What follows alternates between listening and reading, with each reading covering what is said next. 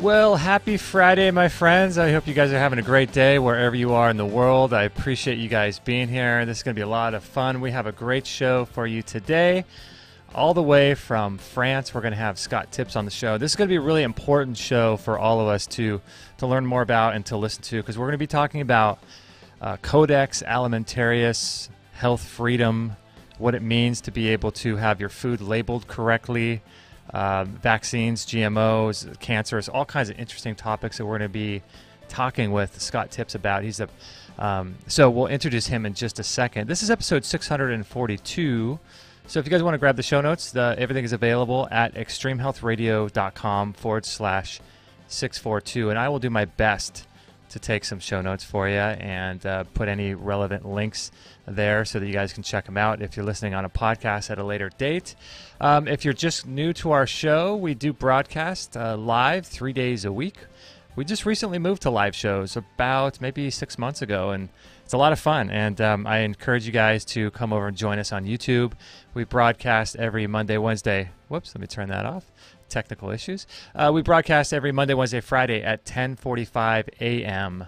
Pacific time. So if you guys want to join the chat room, I see a few people in here already as this continues to fill up. So thanks, guys, for joining us. Una and ZZ Captain is here. This is great. So thank you guys for joining us. Let me bring up some of our upcoming show guests so you guys can take a look, because we do a lot of shows, like I said, 3 days a week. And if you guys are watching on YouTube, we've got a cool schedule coming up for you. Today we have Scott Tips. He's the president of the National Health Federation. We'll introduce him in just a second. And then on Monday, a repeat guest, Nathan Walls. We'll be talking with him about the dangers of blue light, biohacking, light, water, and magnetism. He's a great guy, Nathan Walls. And then on Wednesday, December 19th, Alan Phillips, we'll be talking with him about vaccine politics and law, as well as our legal rights. So that will be interesting. It's kind of apropos for Kate and I living in California here with two twin boys, and the vaccine laws around the nation are just getting more and more strict. So that will be a good show as well. And then on Friday, December 21st, the last Friday before Christmas, we're going to have Tim Marshall on. We'll be talking with him about nutrient therapeutics, improving cognition and healing from brain injuries. So that's going to be a great show. So if you haven't subscribed to our show, make sure to do that. If you're watching on iTunes, if you're watching on YouTube or listening on iTunes. So make sure to subscribe to everything we have going on. Let me bring up Scott's bio here, because he is a prolific guy, and he is someone that you should know about that you probably might not know about. Let me bring myself over here and so you guys can take a look. And like I said before, he's the president of the National Health Federation, which is the world's first health freedom organization. And now this is the big thing, the only one to be able to speak and submit scientific research and actively shape global policy at international meetings of Codex Alimentarius, which means food code in Latin. And many of you guys, if you've been around the natural health field, you probably have heard of this Codex Alimentarius. So the National Health Federation, this is what it does, and this is why it's important to you. It protects the health and freedom of 7 billion people on this planet. This is absolutely crazy, right? So your life is being affected by Mr. Scott Tips, and you don't even know it, probably. So we have a lot to thank him for sure. He attended UCLA's undergraduate major in history, where he obtained his BA degree, magna cum laude, and he's been working.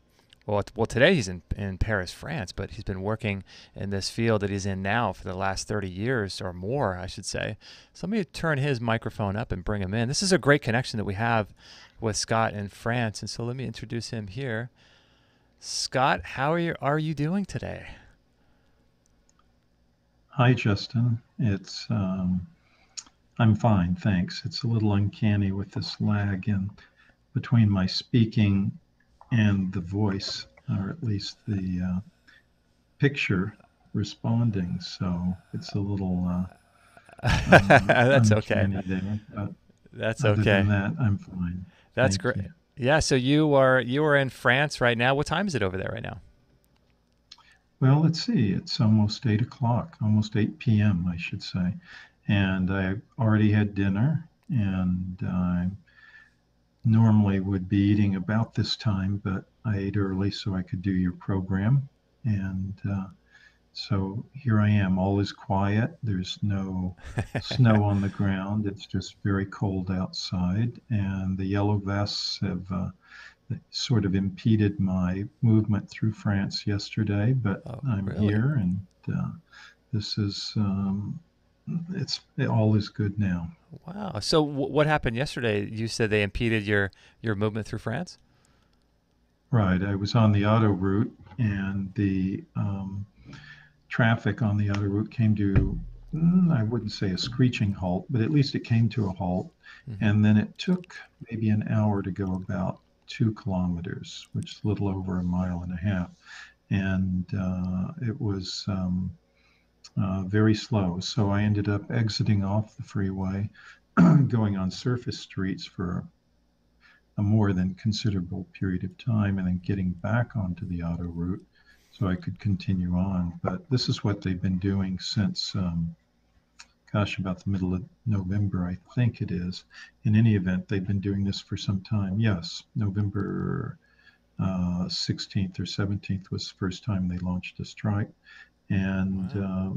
they're actually making some real headway with the government, but who really knows? It's such Hmm. an elitist country here Hmm. that it's hard to tell. You know, they'll pretend that they concede something, the government that is, and then they don't. And then what happens is that amongst the genuine protesters, they will cede, the government or other bad doers will cede little agent provocateurs to do Mm. bad things to make everyone else look bad. So they will torch, these agent provocateurs will torch cars, they'll graffiti the Arc de Triomphe, they will, break shop windows and the like, all to make the yellow vest people look bad.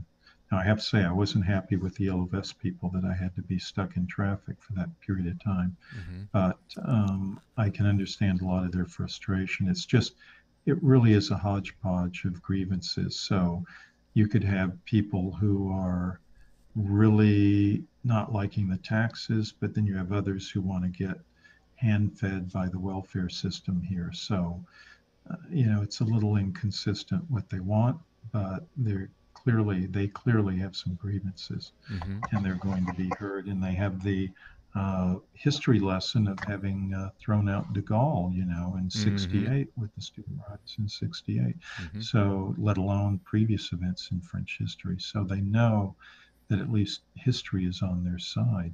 Hmm.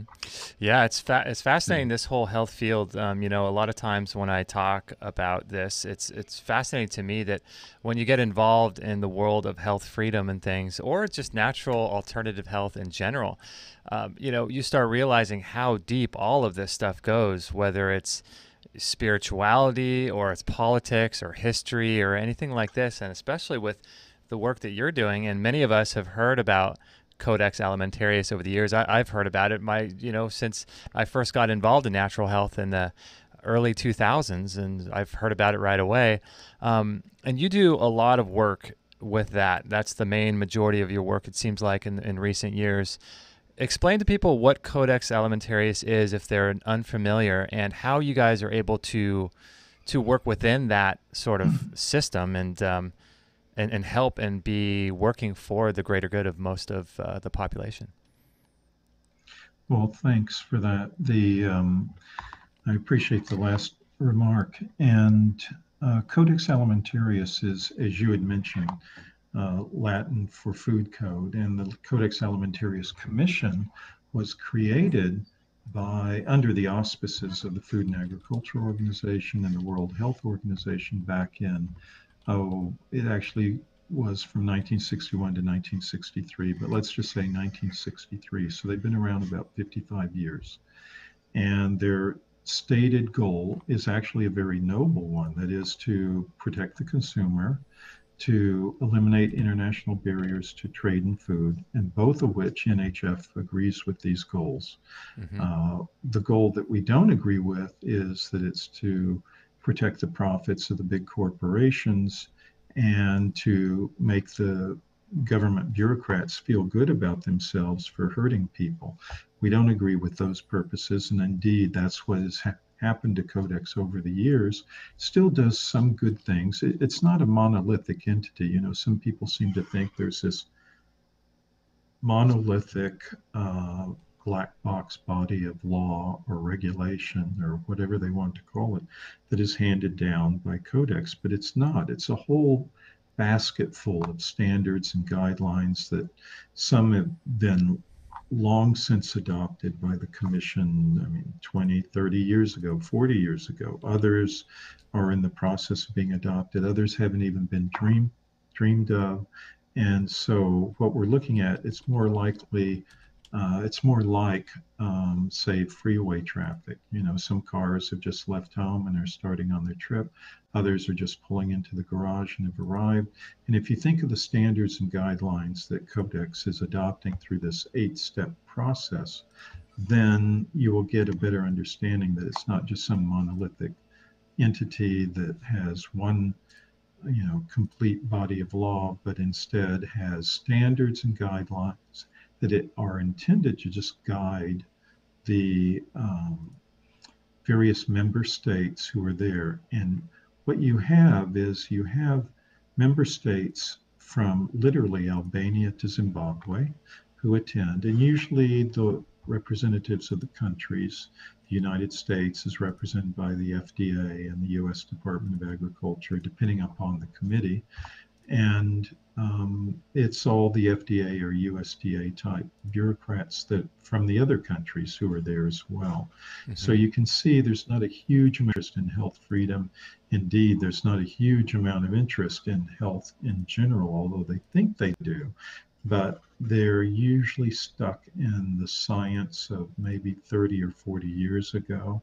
They're still fighting the battle, for example, of cholesterol, which has been totally discredited as a cause of heart attack and cardiac events, cardiovascular events.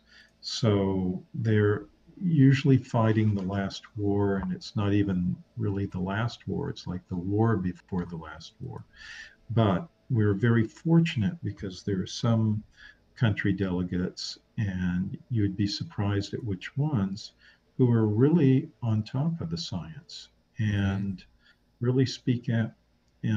They, in fact, at the last meeting, the Nutrition Committee meeting in Berlin that was just held, just ended the end of November, we had Nepal, Bangladesh, the World Health Organization, and there was another country, maybe Ecuador, or it could have been Peru, who mentioned NHF favorably in their comments to the assembled delegates, about 450 delegates actually, and backed us up on what we said on our science. Oh, Malaysia as well.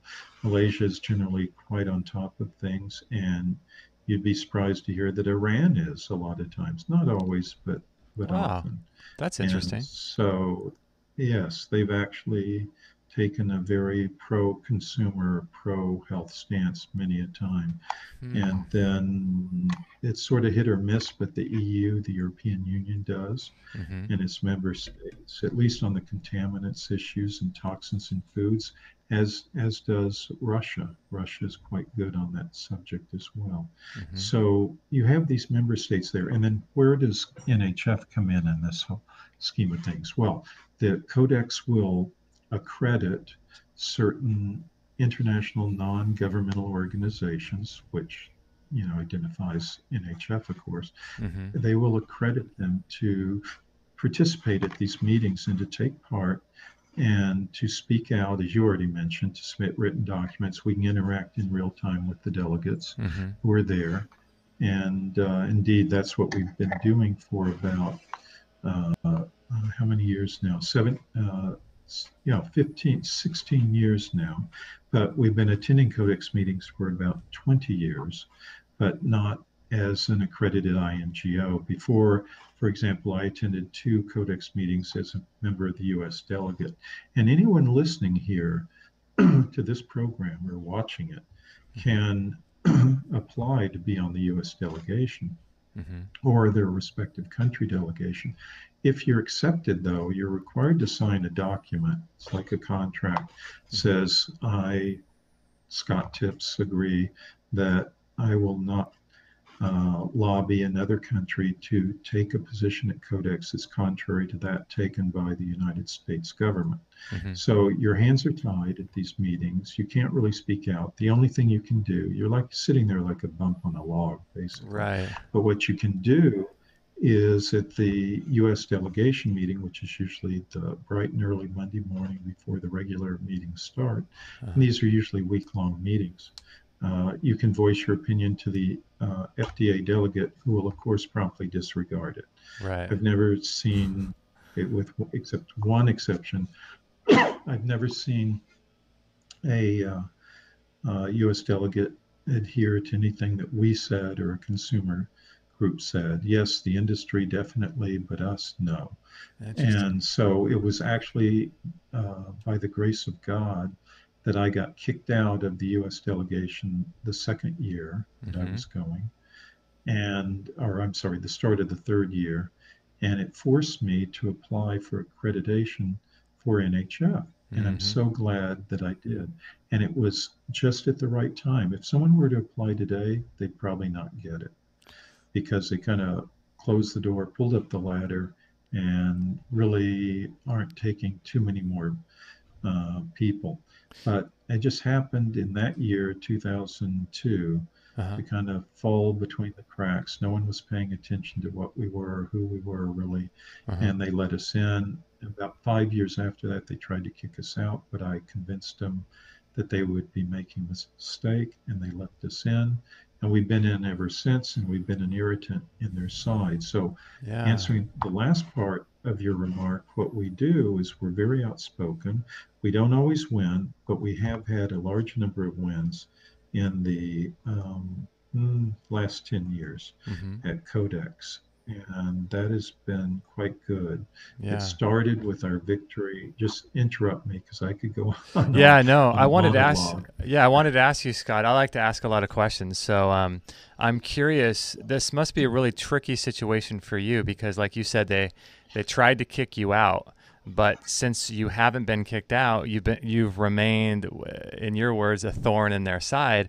So what's interesting to me is you somehow have to walk a balance of doing enough to be an advocate for the rest of the people in the world, but then you also have to do just short of that so that you don't get kicked out. Is that correct?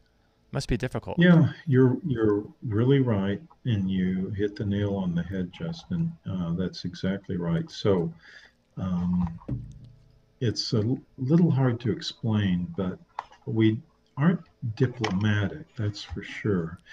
So, the other delegates are generally diplomatic, and most of the INGOs, by the way, are trade groups. There are only maybe about 5 consumer groups at these meetings, and we are the only ones that are a health freedom group. The others are kind of left-wingy, anti-vitamin type Oh, okay, right. consumer groups that are more focused on um, toxins in infant formula and that sort of thing, and GMOs, than they are on kind of the big picture of health freedom. So we're really on, in fact, actually, they're allies of ours when we fight GMOs and Hmm. fight glyphosate and the like. But they're enemies of ours when we fight for nutrients and supplements and all of that. For example, at the last nutrition meeting, one of the consumer groups made this outlandish statement that probiotics have no place in infant formula until they are thoroughly checked out, and even then with limits. I mean, I couldn't even believe this woman was saying Wow. this, and she's Jeez. otherwise an intelligent person. But this is kind of ignorance that we sometimes face at these meetings, Wow. and not only from the government bureaucrats, but from supposed allies as well. Yeah. So you have to kind of do a little dance there where you're kind of, it's like when you go to prison, you have to be friends with this group and not friends with this group and kind of make sure that you're, oh man, that must be Yeah, difficult for that's you. So true. is there a chance, Scott, that you could be kicked out? Is that ever a possibility? Well, there's always a chance. And in fact, one of our uh, competitors in the health freedom movement threatened to have us kicked off Codex because she claimed that, oh, this was, gosh, back in 2007, I think. Uh huh. So it's been a while now. because we weren't letting her on our NHF delegation for the Codex meetings, and she was spitting mad. So she said she would try to get us kicked off of the Codex thing, but that came to nothing. We've always won. Knock on wood, pray to God. We've always won on that issue. So yes, it could happen, but right now it's not in the wind, but I don't want to jinx anything either. So who knows? I mean, we just had a big argument, I did, with the new chairwoman at the Nutrition Committee meeting, which is hosted by the German government. So they appointed this German Frau to be the chairwoman. It was her first time, and she didn't call on us when we were discussing the biofortification definition issue. We had already submitted a written document, so we had the bases covered there, but with all of our arguments and all of that. But when it came down to it, she said, "Oh, we just ran out of time. I'm not calling on any of the INGOs," although she'd actually called on two in the meantime, industry ones, by the way, not consumer ones. So, and then the day was over. So I stormed up to the head table and I just really gave her a tongue lashing. And so much so that the Codex Secretariat kind of recoiled with, said, "Scott, what's going on?" So, yeah, well, I can get quite angry at times. So, in any event, so who knows where that will lead to. However, I have to say this for the Codex Secretariat. These are the people who run the central office of the Codex. They are quite fair. They are quite good. They are quite open-minded. They don't take sides. And they bend over backwards to try to accommodate everyone. I mean, of course, you can't accommodate everyone, but they do their best to. So these are people like Tom Hyland, who's the Codex Secretariat, and his staff, including the woman who had recoiled in horror when I was tongue lashing the chairwoman there. So, but it's funny, Justin, because we are kind of feared at the Codex meetings. For the first 9 years that we were going there, they kind of laughed us, ridiculed us, sidelined us, ignored us. But when we had that big victory, and we didn't have any big victories, but when we had the first big victory in 2009 at the same Nutrition Committee meeting, where we stopped them from dumbing down the vitamin and mineral levels, the RDAs, but at Codex they call them nutrient reference values. When we had that huge victory, which took about an hour of my fighting on the floor with just about every delegation in the room, and after that, people really started to respect us, even fear us. And a lot of times the chair people won't call on NHF because they're afraid of what we have to say, because we've really turned the tide on a few things, including the meeting earlier this year, April 2018 in Chicago, where we stopped Zilpaterol dead in its tracks, mainly because of us. Sometimes it's because of the country, and then we help out. But it was almost primarily because of us. That's fascinating, Scott. I'm curious about what you were just talking about before with the RDA and the recommended levels. As most of the listeners and viewers know, it's really it's kind of shocking, but kind of not, because everybody knows that what the actual levels that they have in the RDA is just enough to barely keep somebody alive, and I think that's what you guys were fighting for. So explain a little bit about that, what you guys did there, and that was back in 2009, right? Yes, that was 2009.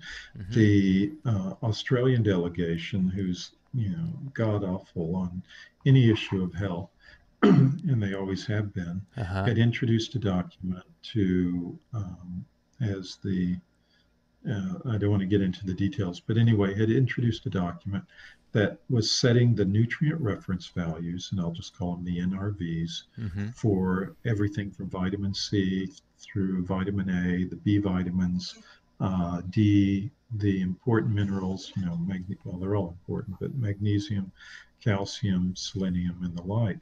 And no one was opposing this I just saw it for the first time actually at the coffee break before it was to be discussed. And I'm looking through this document. It's on a piece of paper. It looks kind of like this.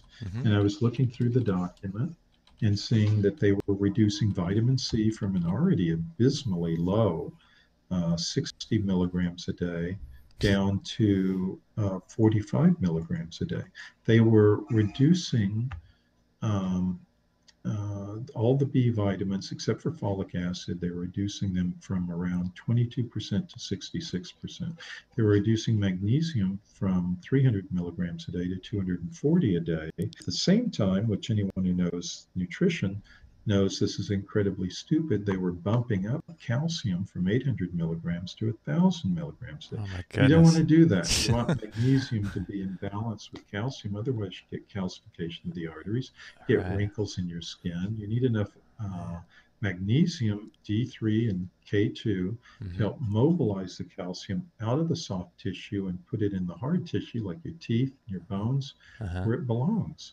And so they were doing all the anti health things. So I spent almost an hour, as I said, arguing against the Australian delegate and the other delegates. And interestingly enough, Justin, at a critical time, the Iraqi delegates supported us. They say, we do what NHF is saying, and this should not go forward because, again, it's going up the 8-step ladder before final adoption. It's not just voted on. In fact, it's never voted on really, but it's not voted on and then one day and then the next day it's in process. It really takes a couple of years at least, maybe even 3 or 4 years to get through the process Wow. and before final adoption by the commission. Anyway, Iraq supported us, and then at an even more key moment, the Indian delegation said, we agree with NHF, this should be held back. But you know what, Justin? If we hadn't spoken up at all, it would have sailed through with all these dumbed down RDAs Mm-hmm. or NRBs. Mm-hmm. So we stopped it. We killed the momentum, and they didn't pass, and at very different levels, by the way. They didn't in almost all instances, but they didn't pass again for took them about 5 years to get this going again and get it through the process. And we didn't win on all of them, but in the case of vitamin C, we got it bumped up by 220% and then what they were proposing. And in the case of vitamin D3, it was sent up, boosted as well, and magnesium as well. They left calcium at that very high level, unfortunately, Mm-hmm. despite our arguments, because again, like I told you, they're stuck in the old science. Oh, you need calcium for bones.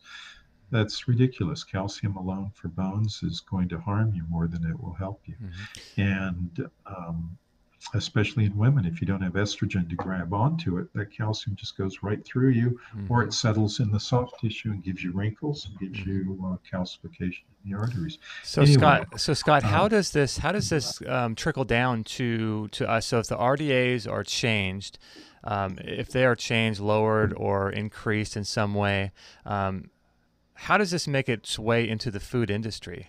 It surely it well, does, right? because it does, because the key word, Justin, is harmonization.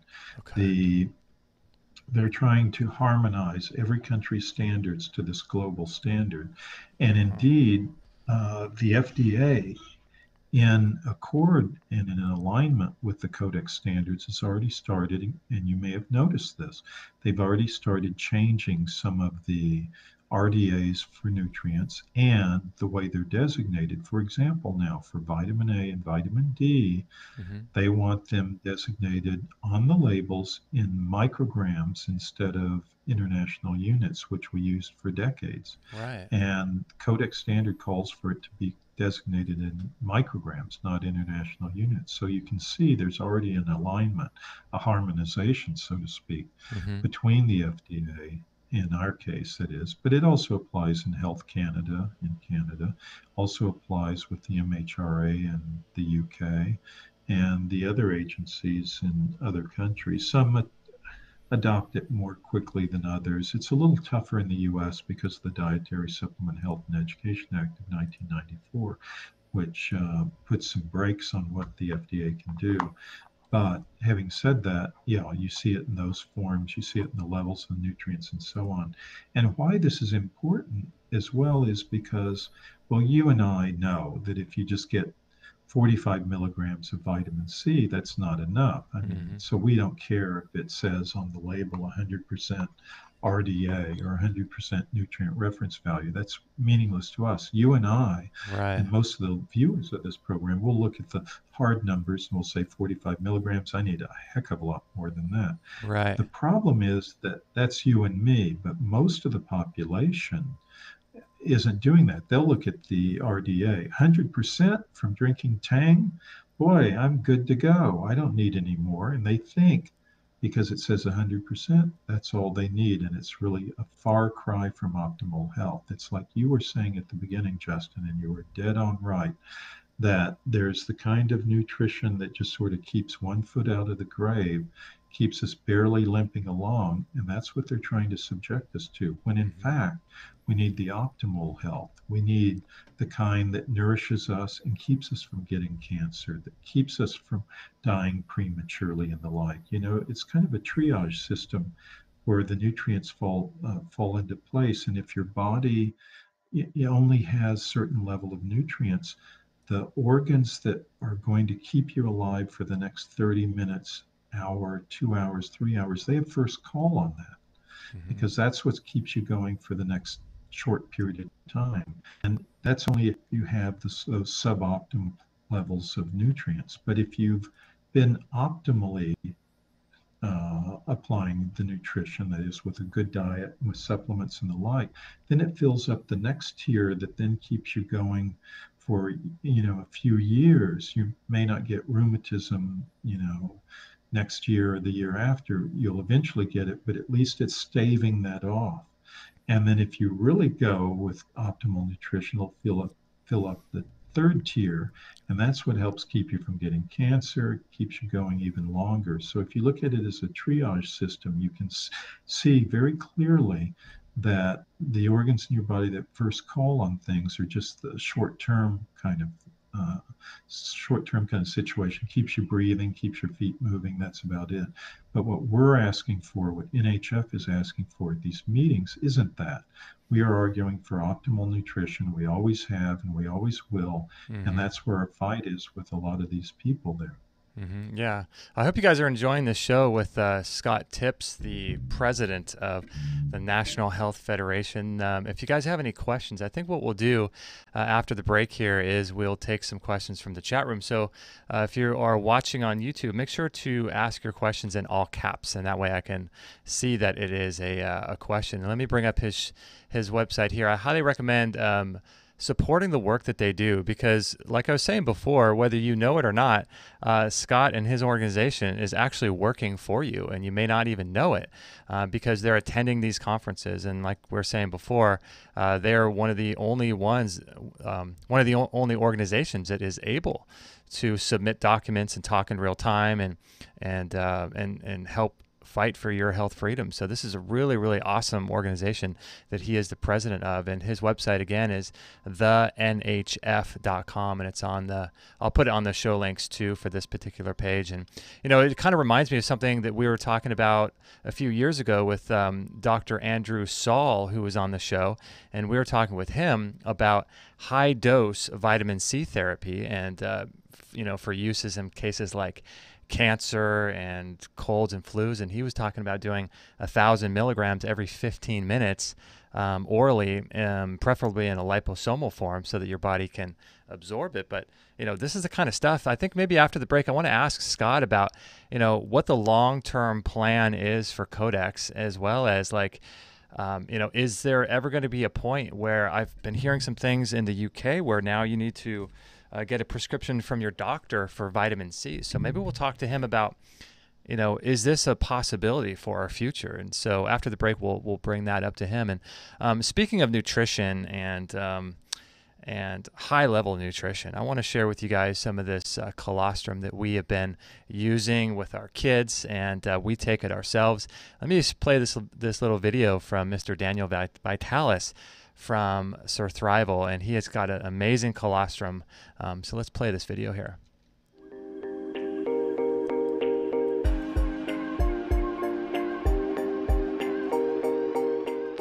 Forget superfoods. Colostrum is mammals' first food.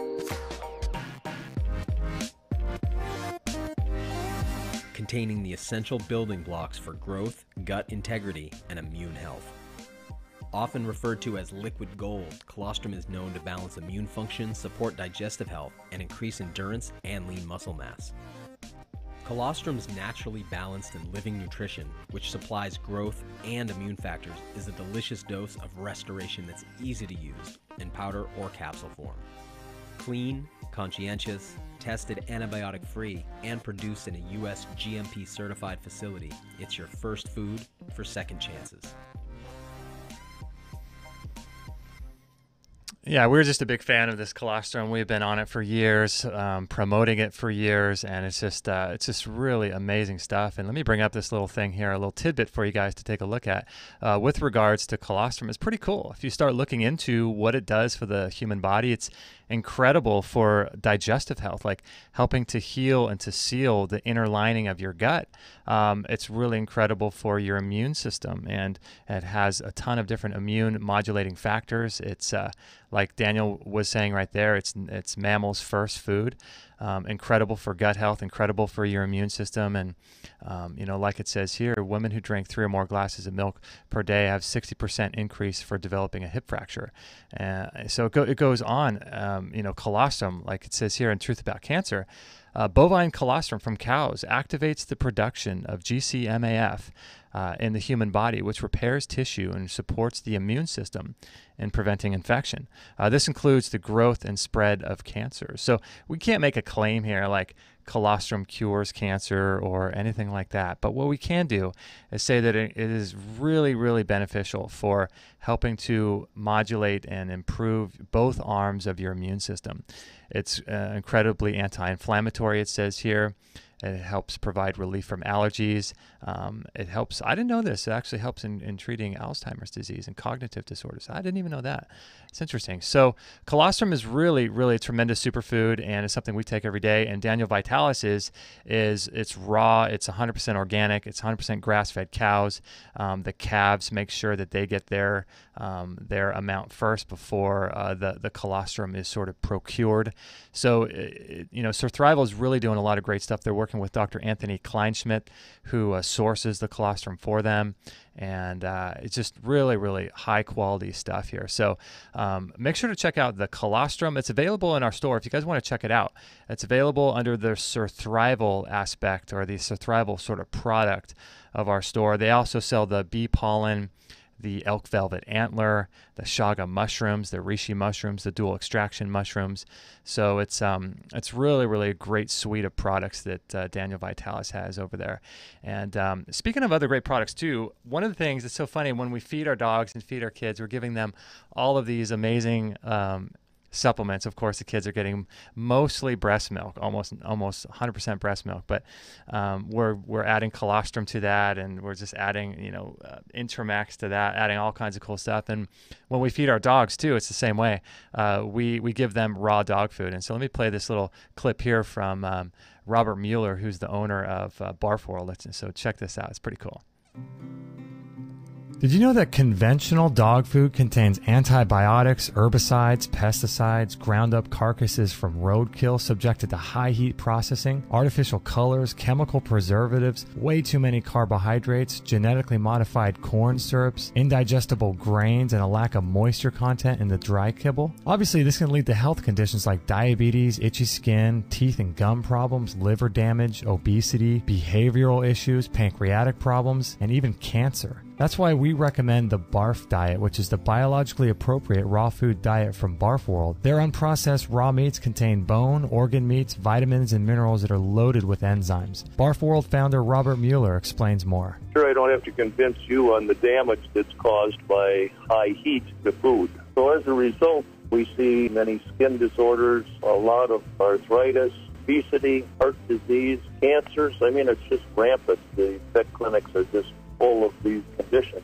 And basically a large percentage of the commercial pet food is made up of the human industry leftovers. And the pet food industry makes use of this waste product. And in addition to that, we are subjected to the products coming out of the rendering plants. Garbage in, garbage out. If you feed garbage to your dog, you're going to end up with garbage health. You know, if you put the right gas in, your engine runs smoother and lasts longer. So if you put the right fuel in the tank, you're going to get the right output. Garbage in, garbage out. We've seen an immense difference with our dog Maggie being on this diet. Give your dog the gift of health today by going to extremehealthradio.com/barf or go to our store. That's extremehealthradio.com/barf to learn even more. Yeah, we love that stuff. It's it's so good. They just gobble it up and they love it. Their energy is amazing for our dogs. If you have dogs, consider trying this Barf World raw dog food diet for them. I think they're really going to love it. Obviously dogs are meant to eat raw food. I mean, if they were out in the wild, they would be eating 100% raw, right? They would be cooking their food. Only humans do that. But what's cool about the Barf World too is that it has a perfect acid-alkaline balance, because it's really kind of bizarre in our world the way we separate food from its other sort of constituents that are in the food. Like, a dog would never eat 100% muscle meat. It would never do that. It would eat the entrails, it would eat the bone, it would eat the organs. And when you combine the bone and the organs along with the muscle meat, it creates this perfect like acid-alkaline balance that a dog would normally have. And the Barf World contains all three of those, the muscle meat, the organ meat, as well as the bones to create that. So it's something that our dogs thrive on. And, I don't know about you guys. If you follow us on Instagram, you probably see how much we love our dogs, and they're always on there, and we just love them to death, and we want them to live a long time. And so they're such great little animals. And so we want to support them and support Robert with his outfit there called Barf World. So check those out. If you're watching on YouTube, you can go down to the description, and there's links to both of those products if you guys want to check that out. Now, getting back to Scott, I'm very curious about this whole idea and notion. I'm curious, one, what the long-term agenda is for Codex Alimentarius. I'm curious also, if his organization wasn't there, would they just have free reign to sort of, what would they be doing? But before that, I'm really curious about this notion and this idea that I've been hearing lately of people in different countries needing to get a prescription for something as simple as like vitamin C, like we talked about before. Scott, is this a real threat, do you think, to people in different countries or even in America, where in order to get above the RDA levels of vitamin C, you would have to get a prescription from your doctor? Is that a real possibility, do you think? Well, it's definitely a possibility, but whether it's a probability is another situation. And I don't think that's really the case. Even here in the European Union, as tough as they are on supplements, they are not that tough on supplements in that regard. For example, right now I could go down to a shop in Paris, and I could get a health food shop, and I could get a 500 milligram capsule of vitamin C without a prescription. Now, the selection and the offerings in a health food shop in France or in the UK or wherever in the EU will be far more limited than what you will see in the United States. However, you can still do it. Now, if you want the higher doses or you want it intravenous, much higher doses, then of course you would need to get a prescription and be quite pricey. And of course the supplements are pricey here. I would tell the tale of when I just went to a health food shop in Finland, in Helsinki. I was giving a speech there not too long after that victory I was telling you about on the nutrient reference values, in fact. And I went into a health food shop there and just out of curiosity looked to see if I could get a vitamin D, 5,000 D3, 5,000 international units of D3. I have one little pill that I take for that amount every day if I don't actually take more than that. And in the shop in Helsinki, I was able to find that, but you would have to have literally a handful of smaller capsules and take that every day, and it would have cost me, now I'm kind of forgetting what it was, but it was something like 10 or 20 times what it would have cost to get that single capsule in the United States and it would have been inferior quality too. It wouldn't have been as good a quality. So this is the real thing that we're facing isn't so much that it's a prescription or will become a prescription drug, although some will, of course, and some have, of course, but it's really more that through all of these drug-like regulations that are heaped on supplements, which are about the safest consumer product you can take. You know, even the Centers for Disease Control and Prevention has stated that in the last 35 years, there hasn't been a single death from taking a vitamin and mineral supplement. Now, notice I said vitamin and mineral. I didn't say herb. I didn't say, bodybuilding supplement or anything like that. But vitamin mineral supplements, a big fat zero. Now compare that to food, where you lose 5,000 people a year by dying. Ibuprofen, 17,000 a year. And that's an over-the-counter drug and approved by the FDA. So if you take that into account, you see how incredibly safe supplements are. So to heap regulations on them accomplishes nothing except it prices them out of the hands of poorer people. It eliminates those supplements and their therapeutic effects as competition for the drug industry. And then the third thing is people won't get the optimal health that you and I were discussing about previously. So these are all bad things. You know, a lot of people say, oh, what's the harm with another regulation? You know, but there's a cost to every regulation. It increases the cost of the products. It forces the more marginal producers out of the marketplace, leaving a bigger market share for the big corporations and the corporatocracy. So if that's what people want, then by all means, heap more regulations on industries in a, quixotic quest to get the perfect zero death in supplements. Well, why aren't they trying that with properly approved medical drugs that kill 127,000 people a year in the US alone on average? So why aren't they doing that? Why don't they go after that instead of trying to reduce the zero deaths even lower for vitamins and minerals? Or in the case of all supplements, you might have somewhere on the order of 5 deaths that are properly attributable to supplements across the board. You might have about 5 deaths that are attributable to supplements in about a 10-15 year period, maybe. And that's including people who are crossing the street with a bottle of vitamin C in their pockets. They got hit by a truck, and so they blame it on the supplements. And that's the way they work, because there's a very big bias against supplements by doctors, by the government, by just about everyone, because they've drunk the Kool-Aid.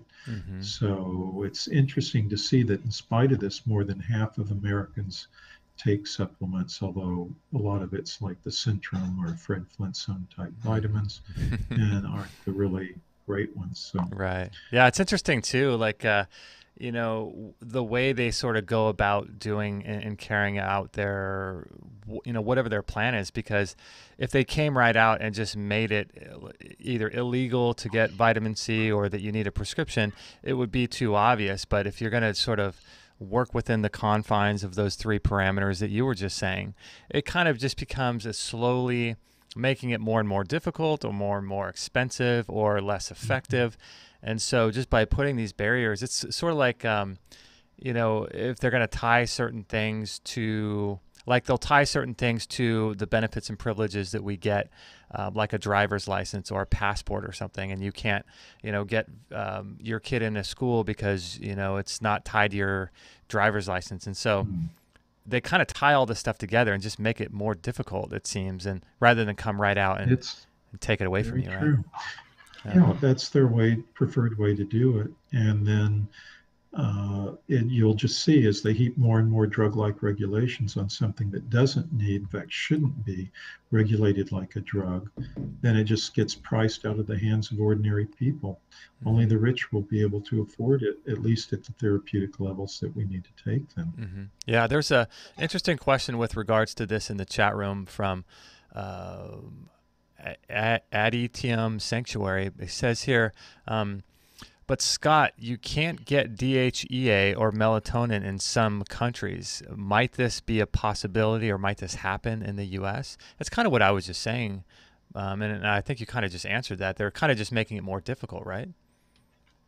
They are, but we are only 51% of a vote away from having the Dietary Supplement Health and Education Act repealed. That's all that stands in our way of protecting us with respect to melatonin and the others. Now, other supplements like that. Now, the FDA is doing its best to chip away at it. And then, of course, there's this sort of insidious process from within where the big drug companies are buying up various health food companies and converting them into kind of little pharma type companies and trying to push out the smaller operators. This is an increasingly common practice in the industry that I've seen. Even the trade industry groups for the dietary food supplement companies is changing a lot in character. It's not so much people who are kind of enamored with the product. It's not so much the sellers. A lot of times are not those people who are true believers. Rather, these people, the new sort of corporatocracy type people, they could be selling, shopping carts for all it matters. They could be selling widgets or whatever. It doesn't matter. They're just making money off of it. And the seductive part of Codex is that if they match the standards and the guidelines at Codex, then they can sell their product worldwide without impediment. If they take the high road and try to sell products that really help people, then they have a problem because they won't get into a lot of countries. So it's easier to go with the flow, just develop those products and sell them at the Fred Flintstone RDA levels, so they can go into all these countries that are Codex members countries, and they can sell them throughout the world. So there's a process like that. Now, will some of these become prescription? I would suspect so. The FDA is trying to do it, but it has also, if there's one thing the FDA is fairly good at, they can gauge the mood of the American public, and they're very good at knowing when to move and how to move so as to take advantage of that and to sneak in the best way possible. There are more controls than their anti-supplement bias that they have, and anti-natural industry bias that they have for health and health foods.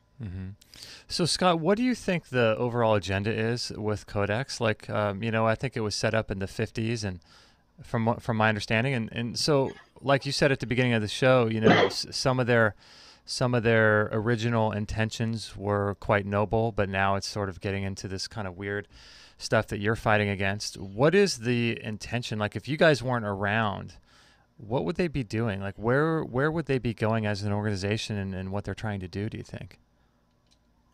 Well, NHF is kind of, just imagine like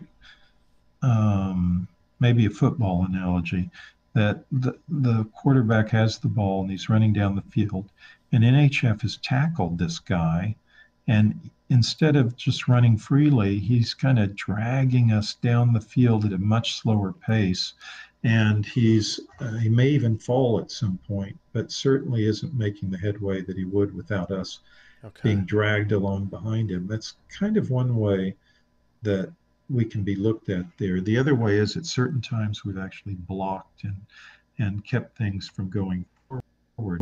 What is the end goal? Well, the end goal of Codex really changed around 1994, 1995, when the World Trade Organization, the WTO, came into effect, because then suddenly there were enforcement powers to enforce these Codex standards and guidelines, which they didn't have before. Before it was just adopt them or not. If you like them or like part of them, you take them. But now in international trade, if a country unfairly, emphasis on the word unfairly, if it unfairly blocks the import of a food like a GMO food, then the offended country, supposedly offended country, like in this case, let's use the GMO foods as an example. The United States will file a trade dispute with the WTO and say, look, unfair trade practice on the part of the European Union. We want it stopped. And what will the WTO arbitration panel do? If it's a food related dispute, the first thing they will ask, the very first question is there a Codex standard that exists on this? Second question, does the country that's trying to export its food products meet that standard? And if the answer to those two questions is yes, then they will find invariably against the country that's trying to protect its citizens, in this case the EU, by keeping out GMO foods, they will find against them, levy a fine. And to this day, the European Union on an annual basis has to pay trade sanctions because of this dispute that was brought. So there's that. But I didn't really answer your question, Justin, about the long-term goal. This is just sort of a mechanism.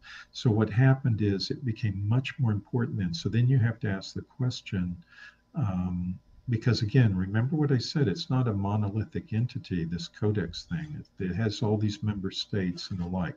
There are a lot of people who like to say, well, it's created by Nazi Germans and, carries forth the vision of Nazi Germany from the 1930s and all of that.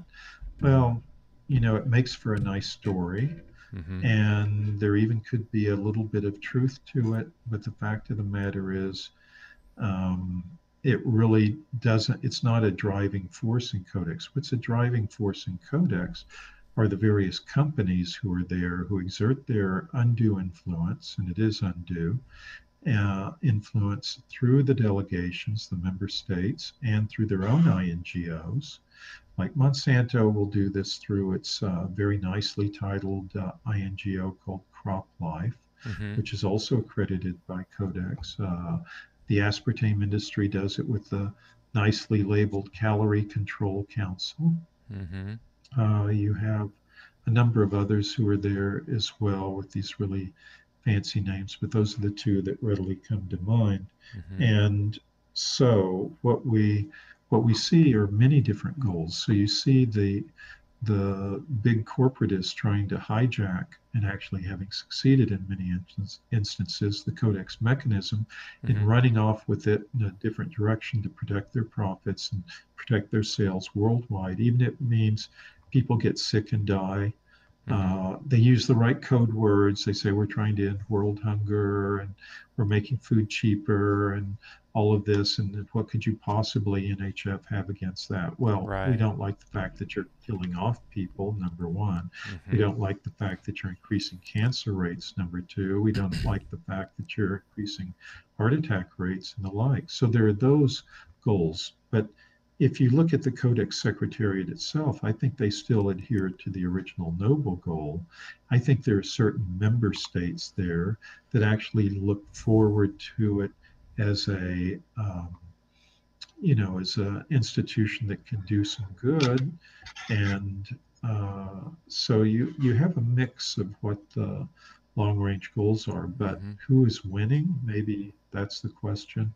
So far, I think the corporate entities are really winning on many levels, but they really hate NHF because what we've done, this goes to the final part of your question, what we've really done is we've stopped them, we've halted them, we've slowed them down, we've shown a very large amount of light on what they're doing, and they don't like that. In fact, as the Iranian delegate, one of the Iranian delegates said to us some years ago at one meeting in Hong Kong, he said, these guys hate you.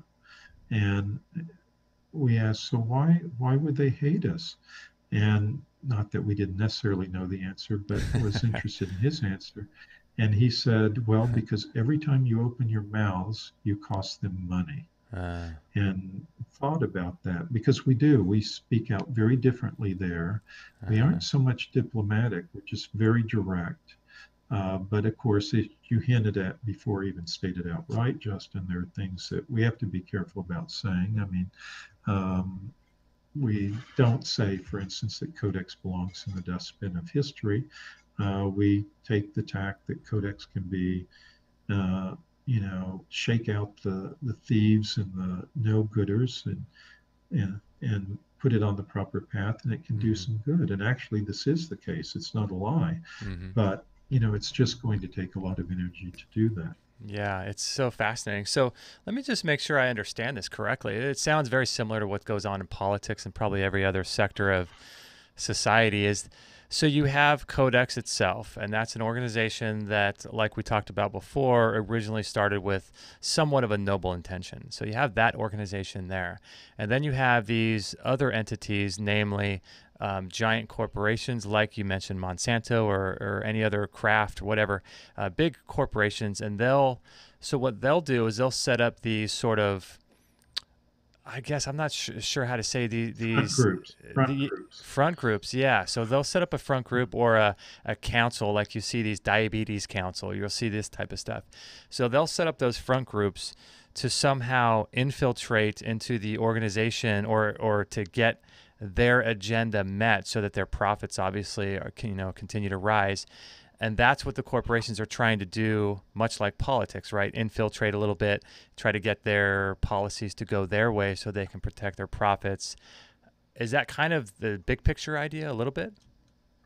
Yeah, that's pretty much it. But you have to think with the minds that they have.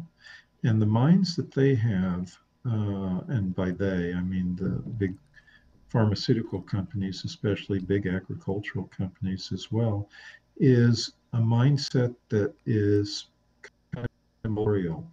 What they will do is they will actually work at all different levels, and that's what they've been masters at doing. What they do is they lobby so that the member states at the big pharmaceutical companies, they spend $6 million a day on lobbyists just in the US alone to lobby the halls of Congress, to lobby the alphabet agencies, especially the FDA and the like. So they do influence peddling. They get their own people appointed to positions of power within the FDA and the USDA. They influence the scientists who write the scientific papers. They do a lot of ghost writing of those scientific papers. That's been revealed recently. They will actually advertise. And interestingly enough, and a lot of people don't know this, these scientific journals like the New England Journal of Medicine and others, highly respected journals, they depend for a lot of their income on reprints. And if they know the game, and they know it very well, that if they print the right articles, then the pharmaceutical companies are going to order oodles and oodles of reprints. And this is, in some cases, about over 40% of their income. 40% of their income. So you can see they want to toe the line with, the next drug study that shows that GMO foods are safe or that vaccines don't kill and all of this. So you get a lot of the nonsense being printed out there that in turn the FDA will say, look, it's sort of self-reinforcing.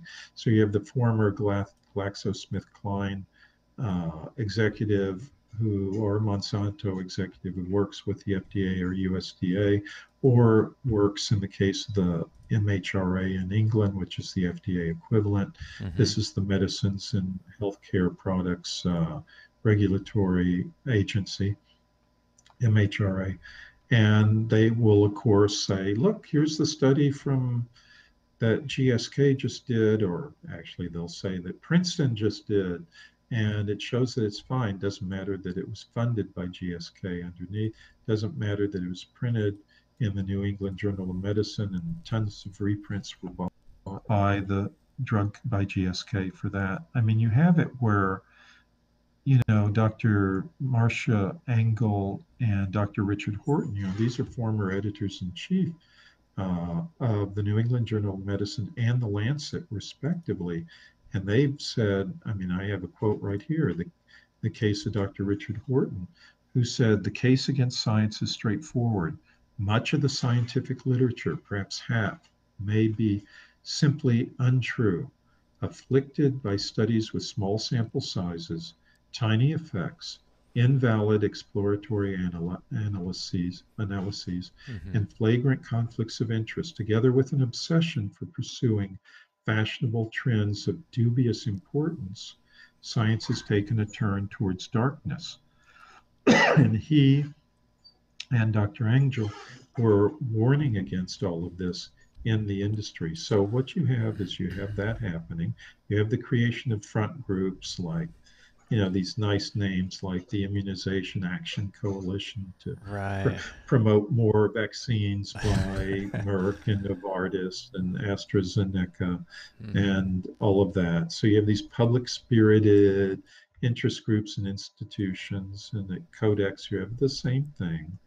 And this goes on too. So you have the revolving doors, you have the lobbyists, and just as bad, you have the internet trolls and shills. You have these people who sit on the blog sites elsewhere. They'll probably attack you, Justin, for even airing this or other programs that you do. And you know what? That's a badge of courage for you, a mark of courage for you that you do that, and a badge of honor, I should say, and courage as well. But the point is that we have to be on the lookout for that. Their favorite little game is, whether it's Facebook, whether it's a blog, what you name it, is to just ask you a simple question that took them, 5 seconds to type out, 10 seconds, let's give them that. But they ask you, where's your evidence? And then you, of course, like a fool, will spend a day, 2 days, maybe a few hours, gathering all the evidence and responding to this person as if you're going to convince them, when they're just working for the drug industry. Wikipedia is just totally infiltrated and covered with these kind of big pharma trolls. And in fact, if you go and you plug in Google, the Google search engine, the National Health Federation, of course, at the top of the list will be the Wikipedia discussion of us. And what they did is they turned our rather innocuous self-description into an attack on the organization. Fraudulent, promotes remedies or cancer treatments. You name it, they attack us, and we tried to get it changed to be more neutral, and they wouldn't have it. It would get changed back. Finally, our attorney, whom we hired to take care of it, was told, stop making changes or else. We never learned what the or else is, but it did sound rather ominous. But wait, Justin, there's more. There's also the American Medical Association and all of the medical schools that are controlled by these people as well. Big Pharma has bought them up. So you're churning out of the medical school factory all these robots who will just spout the standard drug industry line. So this is what we're faced with. But you know what? The system can't survive because it's not a viable system. So I think the long-term future is it will collapse. It's just when it will collapse. It'll probably be very sudden, like in the case of the Soviet Union, where one day it was there and the next day it was almost all gone. Yeah, it's fascinating when you look at all the different aspects of things that the average person, just the person out there that's living a normal life, they're working a job, and they have to jump through all of these hoops to try to figure out where the information is coming from and whether or not their supplements are safe. It's, when you get to internet trolls, and then you get, something that's concerning me a little bit, Scott, is I'm seeing a lot of like smaller sort of companies that started out doing really great things in the alternative and natural health field, selling out to larger corporations. And I'm seeing this, I think Garden of Life might be one of them. I think they sold out. And I know recently there was a client of mine for a while. And yes, really? I know Jordan Rubin. Yeah. Wow. And they did sell out to a big company, Capsugel, which does a lot of the soft gel manufacturing. They're owned by Pfizer now and have been for a while. A lot of these companies are, in these trade groups, from Council for Responsible Nutrition to the International Association of Dietary Food, the Alliance of Dietary Food Supplement Associations. Yeah, they're, they have a large number of drug industry members now, all because of this. Yeah, they're selling out because they see how the market's changed. It's become, it's a bigger market. They kind of see the handwriting on the wall. They look around them, they see everyone's heading for the exit. And so I think that's where the real changes will come. And we'll see kind of a coming together of industry and FDA interests where the industry won't be fighting them anymore. The days of fighting for the Dietary Supplement and Health and Education Alliance, which was a huge act, not alliance, act of 1994, which was a huge event. Congress got more letters than it had ever received since the Vietnam War. That was in 1993, 94.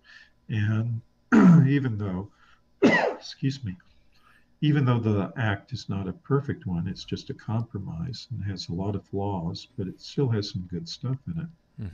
And but that can be changed in a heartbeat. We don't have the drive that we used to have with industry, at least. We certainly do on the part of NHF and some other health freedom groups, but we don't have the drive that we did before. So if it's ever taken down, then we will be pretty vulnerable to the Codex standards, at least in that area of law.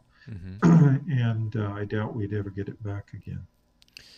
It's interesting this time that we live in, isn't it? Because I think it was in the late 90s when we started being able to, or pharmaceutical companies started being able to advertise in commercials on television.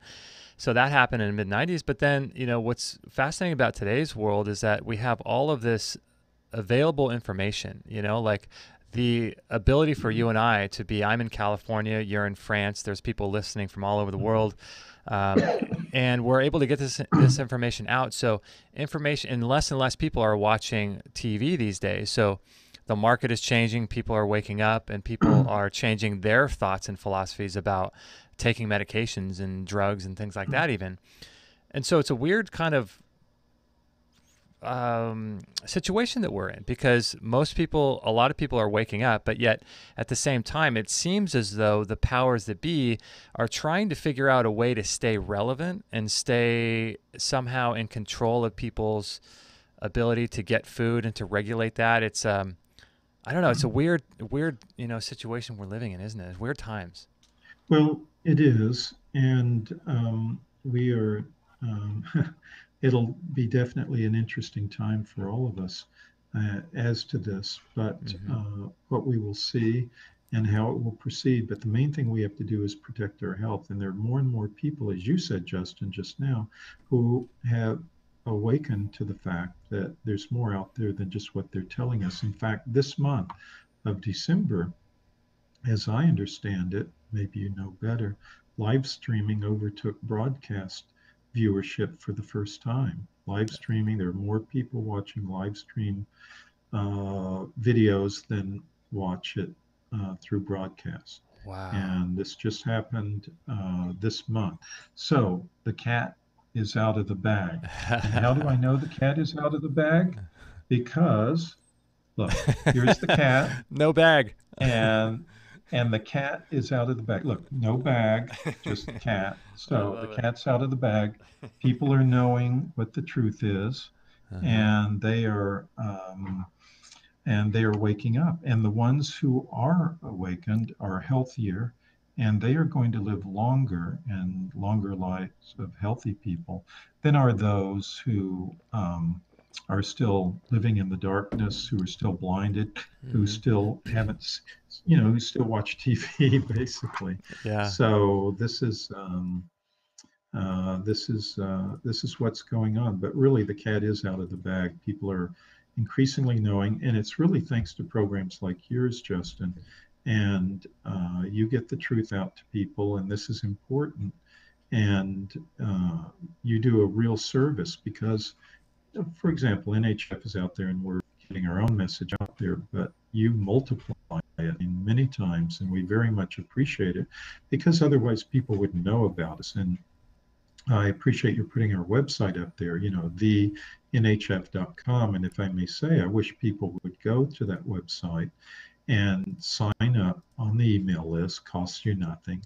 But if you would just spend a few dollars to help send us to the Codex meetings, because, we really don't have the government money, none, that is, or the big pharma money to send us there. We rely on people like you and me to donate or to join as members.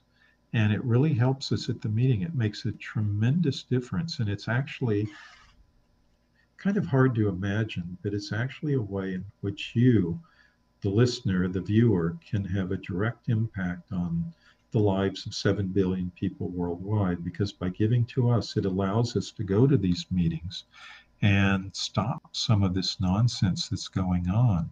We really, truly need your help. If we don't have the funds, we can't go to these meetings. And indeed, earlier this year and last year, we had to make some hard choices as to which of these Codex committee meetings we went to. For example, we didn't go to the Pesticide Residue Committee and speak out against Roundup glyphosate like as we had in 2017, where when I spoke up against glyphosate in a room of about 350 delegates, of whom, by the way, there were a whole table of Monsanto and DuPont people behind the NHF table. I'd say there were about 40. I don't remember the exact number anymore, but 40 of them there, both at those tables and sprinkled amongst the delegations, country delegations.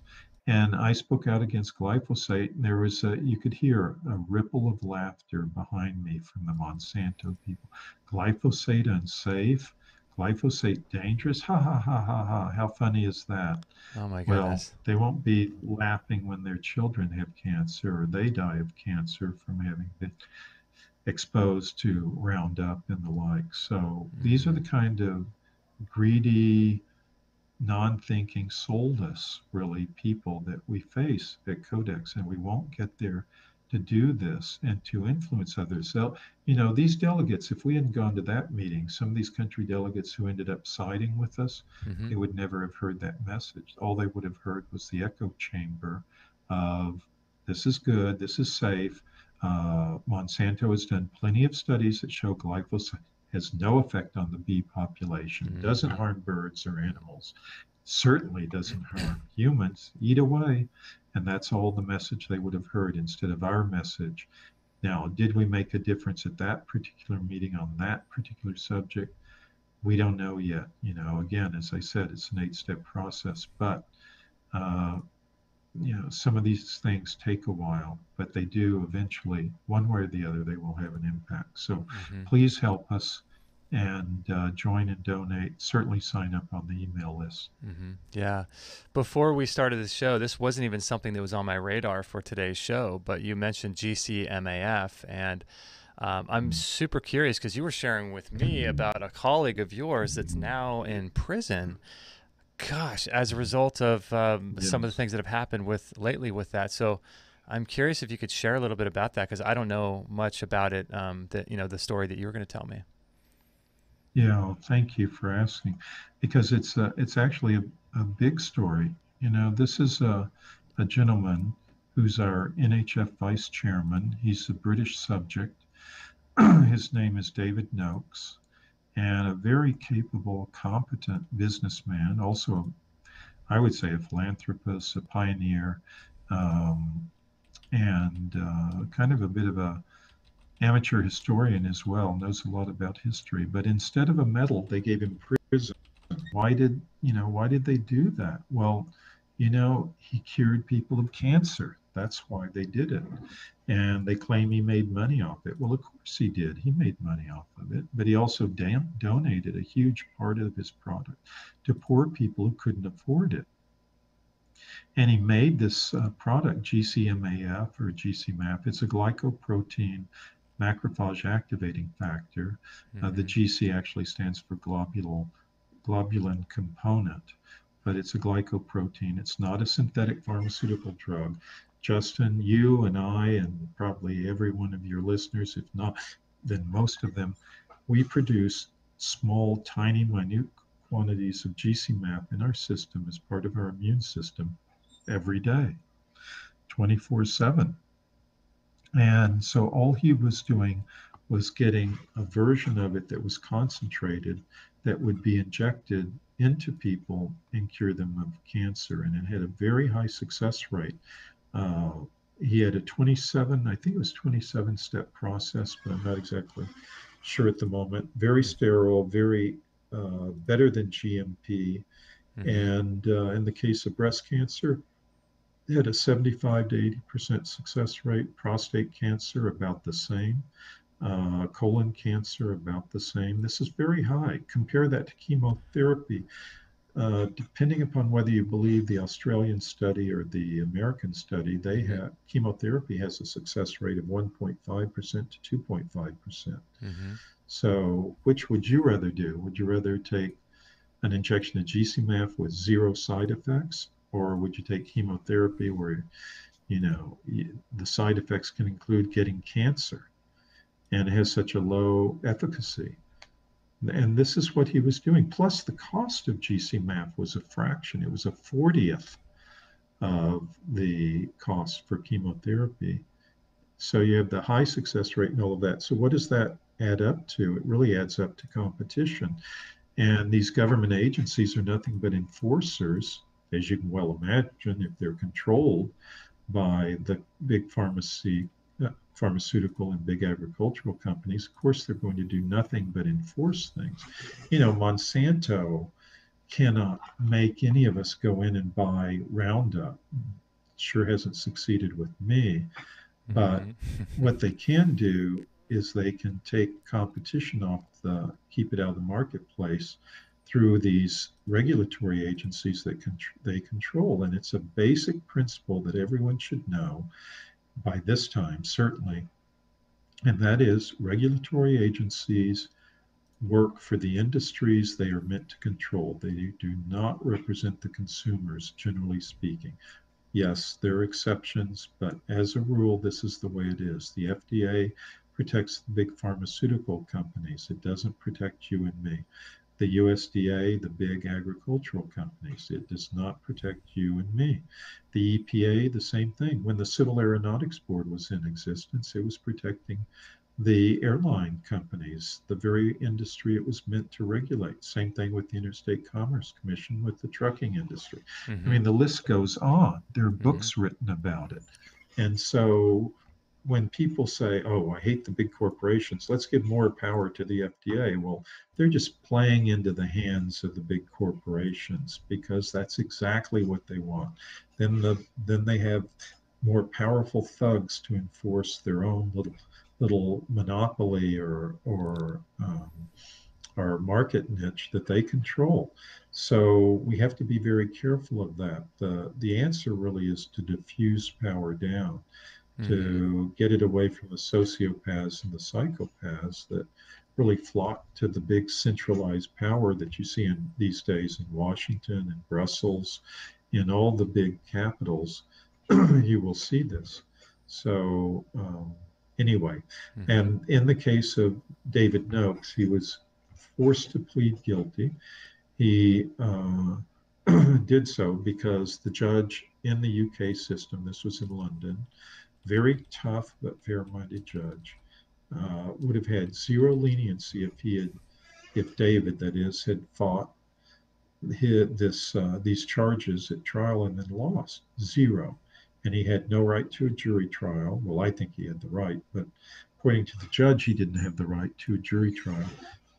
And so discretion being the better part of valor, on September 24th of 2018, David Noakes pled guilty to the 7 charges that were against him. Actually, I think it was reduced to 6. They threw away one of them. And so 6 charges of marketing an unlicensed medicinal product. And then the final charge was money laundering, which is actually kind of a double jeopardy charge because really it only exists because he made some money off of these sales.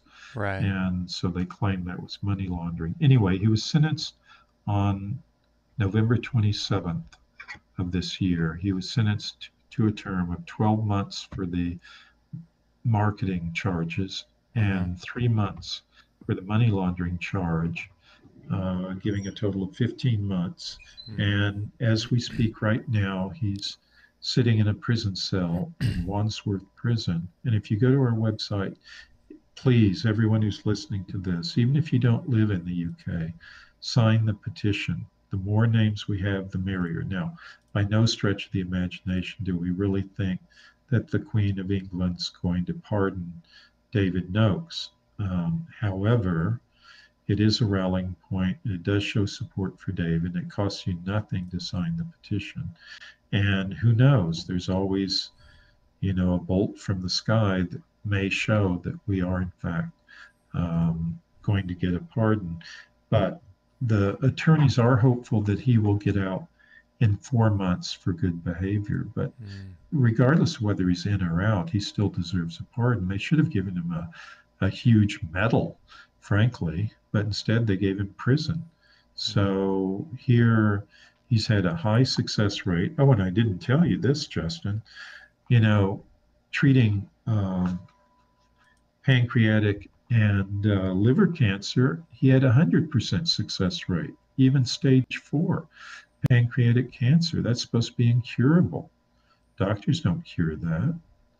The 5-year lifespan from diagnosis of pancreatic cancer is 6%. So this is huge. And this is all with a very safe product that our bodies naturally produce. But the problem is when we get sick, we get ill, we have stress, it gives a toehold for cancer and other problems, because this is also good for many other conditions.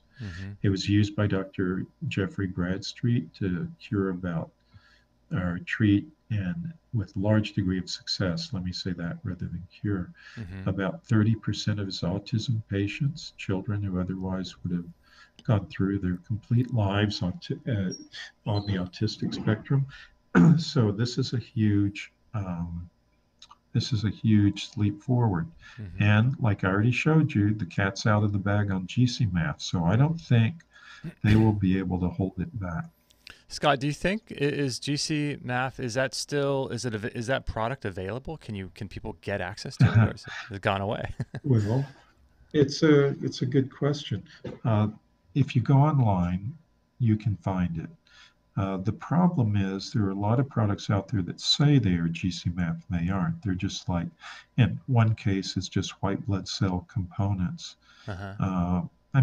Frankly, you could get a blood transfusion from a healthy person and you'd probably get some GCMAF in it. There's also some yogurt GCMAF and the like. But, one of the things that the MHRA did when they swooped in and confiscated all of this product is they then destroyed it. Thousands of vials worth quite a bit of money were destroyed by the MHRA. Think about how many people whose lives could have been saved by that. Wow. And this is an agency that has zero remorse, in fact, gloated over the fact, even though they had wanted to see this judge, and I didn't say this and I should have, is that David was looking at 8 to 10 years in prison. 10 years before the one charge was dropped, then 8 years after that. And instead, the judge, who was very fair, gave him 15 months. He could be out in 4, as I said. The point being that here the MHRA is eliminating the competition, sending people into prison, and causing a lot of harm to people when their stated duty is to be helping people. They should have been out there pushing GCMAF, letting studies be conducted on it, all of these things that would have helped. They're the citizens who supposedly own and control the MHRA, but in reality don't. And this is the proof that they don't. These people are nothing but thugs, and they, will get the karma one day that they deserve. But maybe it isn't today. Somebody in our chat room kind of made a correlation. This is kind of getting into conspiracy theory a little bit, but it's interesting correlation. They're saying about all of the doctors, the naturopathic doctors that Aaron over at HealthNet News was sort of documenting this whole series of doctors that were found in ditches and doctors that committed suicide allegedly. And I don't know if there's a connection between the GCMAF and those doctors, but I don't know. It's a wild world. It is. Well, Jeffrey Bradstreet was using GC math, and he was chest once and found floating in the river. There are a lot of other instances, and as you said, some of these people have put them up on the internet. Some people argue the statistics and say out of a population of over 300 million people in the United States, this is not far-fetched for these people to die. You're just assembling numbers. But on the other hand, to my mind, it does seem a bit strange. It doesn't seem conspiracy theory at all when you have so much money. I mean, the chemotherapy, the cancer industry is a $200 billion business. A lot of these people do anything to protect that kind of income. Yeah. And so you have a point there. It's your listener does. Yeah, it's interesting because this kind of stuff happens. You hear it a lot there's a raw food, I think there's a raw food outfit here in California about 10 years ago that they got shut down by the FDA, I believe, because they were selling raw milk. And then there's Daniel Smith from Project Green Life, who was working with MMS. And then you have the famous one, Dr. Brzezinski, using anti-neoplastons with brain tumors and having tremendous success down in Houston. And I mean, the what they put him through was, gosh, enough for a couple lifetimes, right? It is. Yeah. Well, our one of our NHF attorneys and colleague, Rick Jaffe, was one of the attorneys who successfully defended Dr. Brzezinski some years back. He had a number of attorneys, but Rick Jaffe was one of the successful ones and is a great attorney who defends doctors in need like that. Yeah, it's fascinating. And this stuff just sort of happens. But like you said, I mean, it's not necessarily conspiracy theory because it's just plain old-fashioned economics and power and wanting to protect industry that, I mean, if you figure like these sort of giants corporations have spent decades building their empires, and, if something's going to threaten that, well, of course they would want to protect themselves, It makes sense to me. Yes, and they do. And, we have to get away from the notion that all of the people in those institutions are bad. I mean, you even find some decent players in the FDA and various in companies as well. I mean, that's where whistleblowers come from a lot of times. So we have to be open to the prospect that some of these people have consciences and they will be touched by what we say. And that's why we need to keep on saying it and not even shut them out of the dialogue, because you never know what you might trigger to come about that could lead to some real good things. And on the other hand, you may end up dead if the conspiracy theorist is correct about all these people being killed. But it is something we all need to be careful about, because bad things are being done, and we have to be very careful about the food we eat and all of that these days. It's all, when I go to the US, I really hate to eat any food there, frankly, unless it's organic. As our NHF executive director, Catherine Carroll says, food is guilty until proven innocent. And I think if you take that approach, which I think are very wise words, if you take that approach, then you'll be far better off. Don't assume something's safe, even if it is called organic. There's a lot of fake organic out there, and you have to really, ultimately, you have to trust the people you're with or buying from as to whether your health is in good hands or not. Scott, I'm going to bring up your website here on the show so that people can take a look. And I'm curious, can you direct me? Can you see what I'm looking at here and direct me where people should go on your site to sign up? Well, I mean, it depends. Well, to sign up, then they see where it says join us. Excuse me. There on the header bar. So there it says become a member. Okay. Volunteer, e-newsletter sign up. So to become a member, then it'd just be become a member, and you would do that. You can sign up. You clicked on the sign up for the newsletter, which is fine, because that's usually the first step people go through.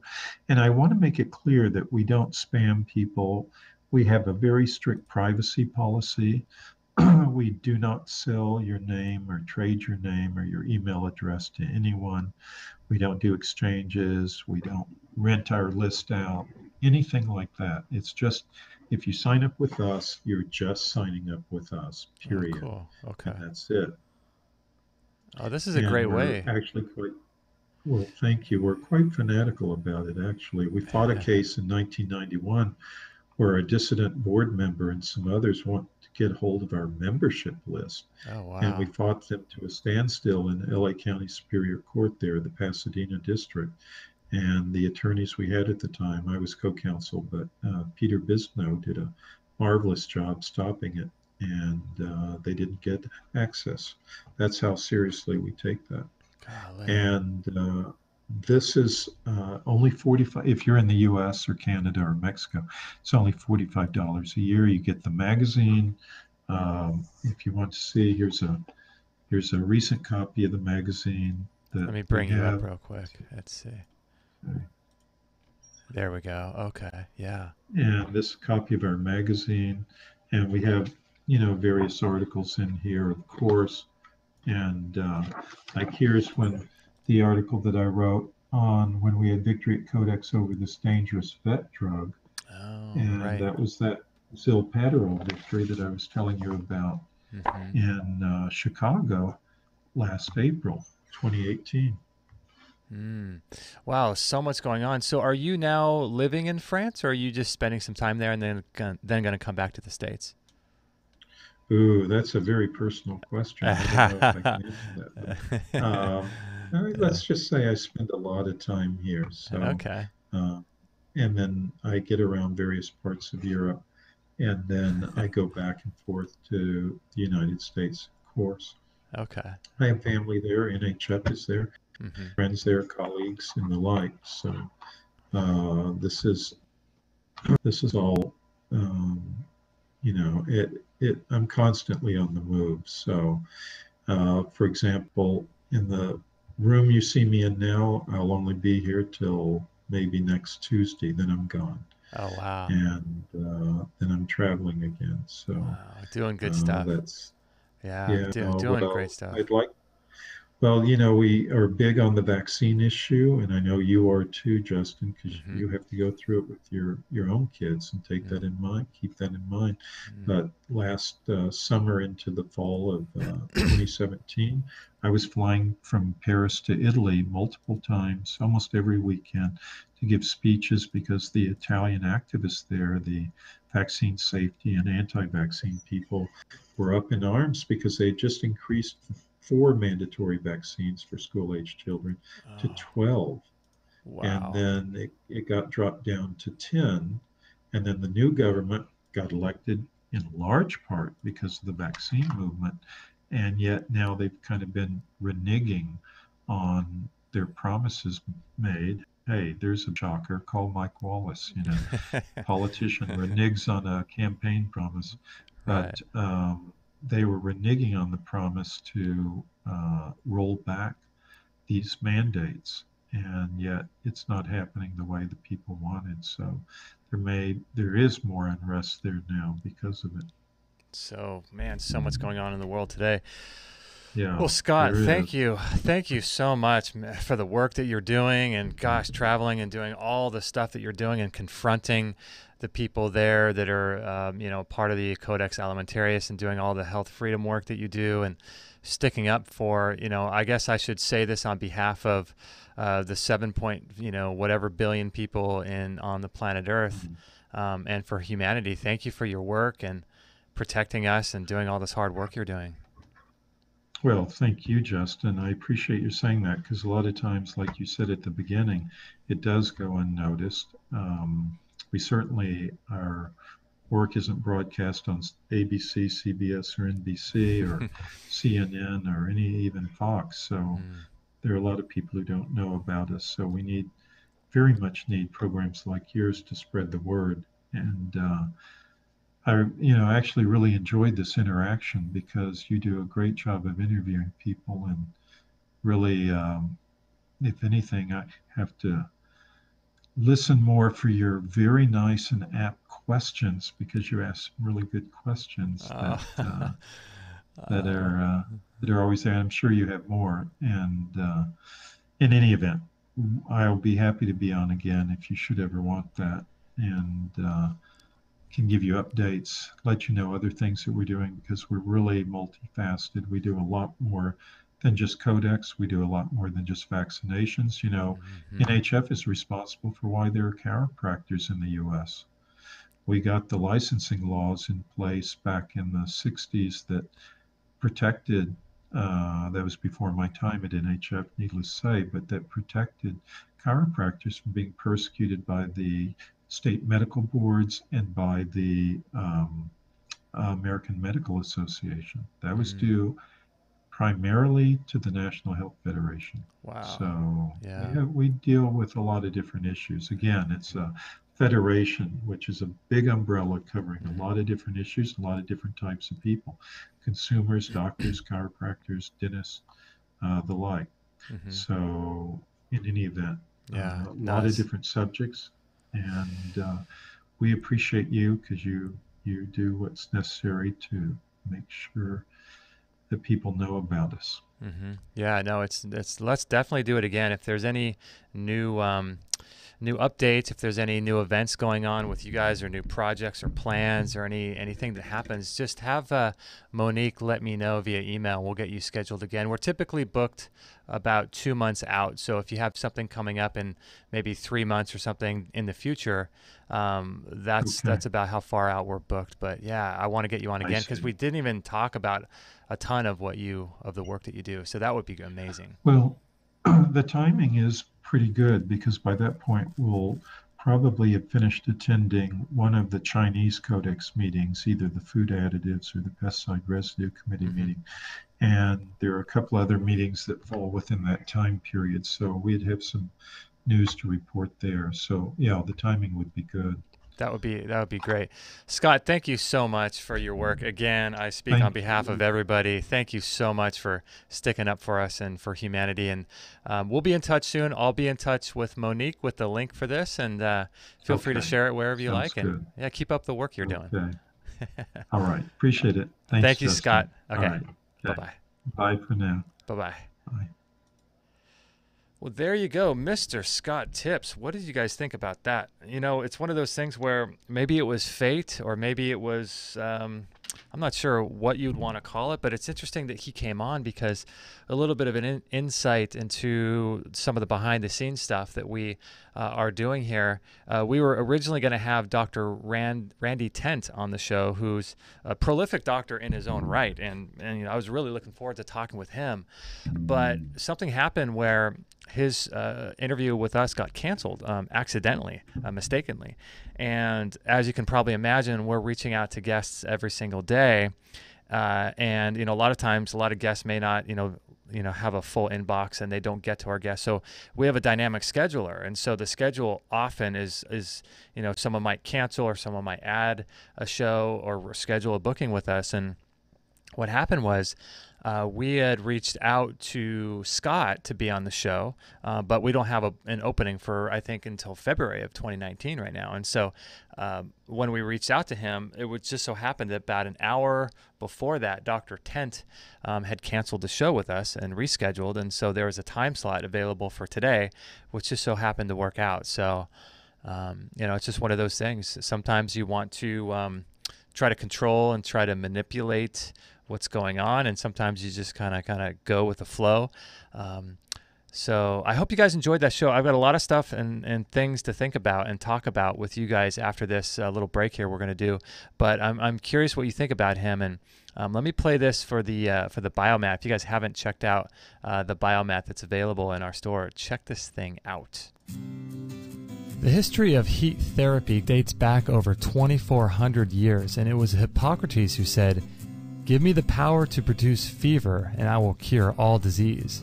This FDA-approved medical device called the Biomat is a mat that you can lay on, read on, sleep on, do yoga on, sit on, and it can be used on office chairs, massage tables, and the like to help the body heal itself. It's inlaid with 30 pounds of healing crystals using amethyst and a rare black tourmaline, producing negative ions in a healing electrical field. These healing crystals help to restore cellular health by replacing electrons to the atoms, as well as penetrating deep into the body by 4 to 6 inches. What can the biomat do for you? It'll improve your skin, burns as many calories as if you went jogging for 30 minutes. It improves the immune system by up to 40% or more, reduces stress and fatigue, removes toxins, lowers cholesterol, relieves pain, revitalizes cellular metabolism. It improves cell channels to deliver nutrients and oxygen to every one of your cells. It activates over 3,000 enzymes. And even a Harvard medical study showed cancer cells die at over 42 degrees Celsius. It reduces stress hormones by up to 78%. It allows your body to produce heat shock proteins, which increases endorphins, NK cells, T cells, and lymphocytes.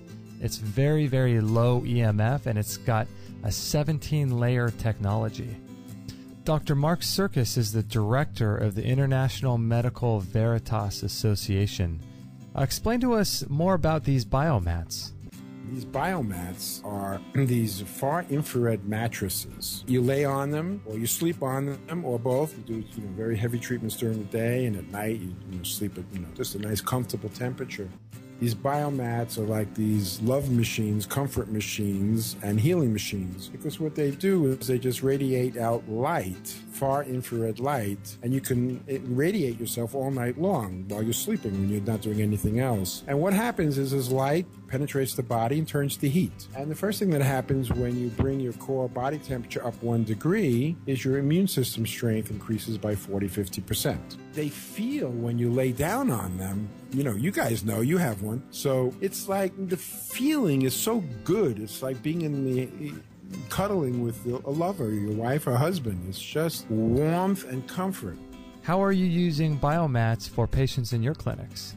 The cancer treatment using heat is very aggressive, meaning during the day, you sandwich yourself in between 2 of them, turn it on to high heat, and bake the cancer. The cancer will die before you will. No, this is, you can awesome. go to England and spend $20,000 and use microwave a cancer out of existence. These biomats basically do the same thing. Radiation therapy for cancer is really a solid idea. Unfortunately, oncologists use the wrong radiation. They use radiation that kills you. This biomat uses radiation that can save your life and make your life more comfortable, keep you warm in the cold, and help take care of your kids and all. The list doesn't end. Yeah, because isn't there some sort of temperature at which cancer cells will start dying? Right, and it's below the temperature that human cells will die.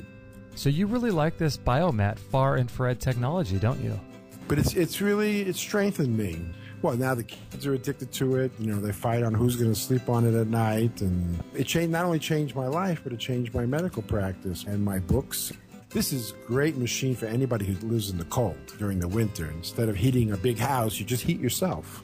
Bottom line, it brings good feelings. Just lay on this biomat, and it gives the strength back. I can attest to that indeed. Kate and I love ours, and we think you will too. Learn more about these amazing biomats at extremehealthradio.com/biomat. Or you could check them out in our store as well. Again, that's extremehealthradio.com/biomat. So there you go. There's a little spot for the biomat. That's a little product that's available in our store. We just love that thing so much. If you guys are interested in that, you can check it out in our store. It's something that we use quite often, actually, especially during the winter months. And like I was saying in the commercial, it's pretty cool because it's really versatile, like a lot of people ask about the biomat versus the sauna. It just depends what you're going for. It depends, like, if you have a long commute every day and you have no time to sit 30 minutes into a sauna, a biomat might be, something that you can take in and plug in your car and use it while you're driving and working and stuff. And so it's a cool thing. It's really cool, piece of equipment, and I highly recommend the biomat. And we sell those through Dr. Serkis, and love supporting the work that he does as well. So that's the Biomat. If you guys are interested in any sort of last minute, last minute Christmas gifts. So it was interesting that Scott Tips didn't want to let people know where he was. I thought that was interesting, and that he was always on the run. And it's becoming quite a bizarre set of circumstances that we live in, that a guy like him even has to sort of hide where he's from. I mean, it's just, it's a crazy world we're living in. And like he was saying, I think it's really important for all of us to understand, especially people that have never really heard this before. You know, I'm sure you have in your life, and I have in my life, people that think that, you know, a drug or pharmaceutical medication or a vaccine or a food or a drink or anything like that, it wouldn't be released to the public if it weren't safe. And there's a lot of people that buy into taking the blue pill and thinking that everything that they're doing for us is safe. And nothing could be further from the truth. I mean, how many drugs and vaccines and chemicals and pharmaceutical medications have been repealed because they killed a certain X amount of people? And I just find it so fascinating that, like he was saying during the show, that vitamins and minerals have killed 0 people. Could you imagine if someone took, like, let's say someone took hawthorn berry, or let's say someone took an herb like, I don't know, like a reishi mushroom. That's not really an herb, it's a mushroom. But, or, you know, like, let's say nettle root or something like that as an herb. And let's say that killed 127,000 people. And I believe that number is people that are taking the prescribed amount of medication and the correct dosages at the correct time and the right amount. Properly prescribed prescription medication being given to people, and 127,000 people per year dying. You know, it's just unbelievable. We shared a video, a propaganda video from The Doctors. I don't know if you guys have ever seen that TV show, but it gets me so riled up, because there's a segment on The Doctors. If you haven't looked at the video, it's on our Extreme Health Academy Facebook page right now, as of, what's the date today? December 14th, 2018. But it was basically a segment on that show, because they have to do damage control, right? They have to control the media and the narrative of what's out there, right? So what they did on the show is they had a segment called Stuff My Mother Sends Me, or something like that. It's meant to be kind of stupid, like, who are these stupid people sending these dumb emails, right? And so the supposed email was a daughter getting something from a mother who, because she doesn't know anything, because she doesn't know anything about the internet and looking into things, she's so stupid, but she sent her daughter an email about how Laetrile, vitamin B17, amygdalin, kills cancer cells. And then they got off of that and then went into the truth of what, you know, there's no studies and blah, blah, blah, and all this stuff, and trying to really do damage control. So that tells me right away that, you know, there's something to Laetrile, right? Because if they're going to try to debunk it, then if they're going to put time and energy, because they have 1,000 different things they could debunk, right? But they're only going to debunk one thing. And if they only have enough time on their show to focus on one thing, they theoretically, from their perspective on a show, should debunk the most threatening thing, right? And that would be vitamin B17. So if you go into our Facebook Extreme Health Academy, you'll see it. And it's unbelievable to me that people believe this stuff. And, you know, it just shows that the powers that be are slowly declining, and their power and their influence is slowly diminishing over time. And so, you know, that's part of what Scott was saying he likes about our show and, you know, other shows like this, is that, you know, I had never heard before that as of this month in December 2018, that live streaming has now been more impactful, or more people watching live streams like this than conventional broadcast television. I mean, that tells me right there that there's something really powerful going on, a shift that's happening in our culture today. Do you guys think there's a shift? Do you feel a shift? You guys listening in the chat room, do you feel things happening? Do you feel like people are changing? Are you seeing any of your friends changing their philosophies about this kind of stuff? because I am. I'm definitely seeing it. I'm definitely seeing more and more people waking up to the truth and to the reality that these things, these giant governmental agencies and mega corporations are there to protect their profit. They don't care about you or me. They don't care about that. They care about their profit. And, rightly so, in a purely capitalistic society that we live in here in the Western world, it's unreal that, people would think that the government agencies and the mega corporations would have their best interest in mind. Oh, wow. Adinda is from Egypt. Wow, how cool. Yes, because of social media. The onset of political setups are upsets set to last. Turn the mindset off. It's tough and it seems like an uphill battle. It does. It definitely does. But you know what? Everything that we do, everything that we put out there, every way that we can influence. Here's something I was sharing with you guys, a thought that occurred to me a while back. And this thought happened to me. It's weird how thoughts happen, isn't it? Like, it's like that movie or that book series, Harry Potter. It's like, the woman who wrote that, J.K. Rowling, I think, was on a train, and somehow this thought came into her head, and then the whole plot of the book came to her. But it's weird how, like, I'm starting to think, especially from Mark Goebel's work about upside down thinking, I think it's called, his book. But, these thoughts that we have are downloaded to us from, like we share. It's like we're antennas for these thoughts that we have. They're not living within us and they have to be cultivated. Somehow we download a thought from the ether, from some higher consciousness, I think.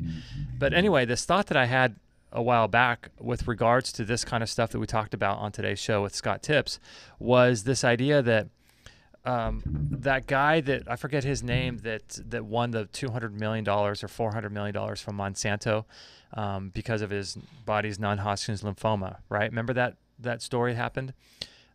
So I think I read somewhere that it took the jury like some crazy amount of time, like 6 hours, to come to a verdict on this. Like, it was no time at all.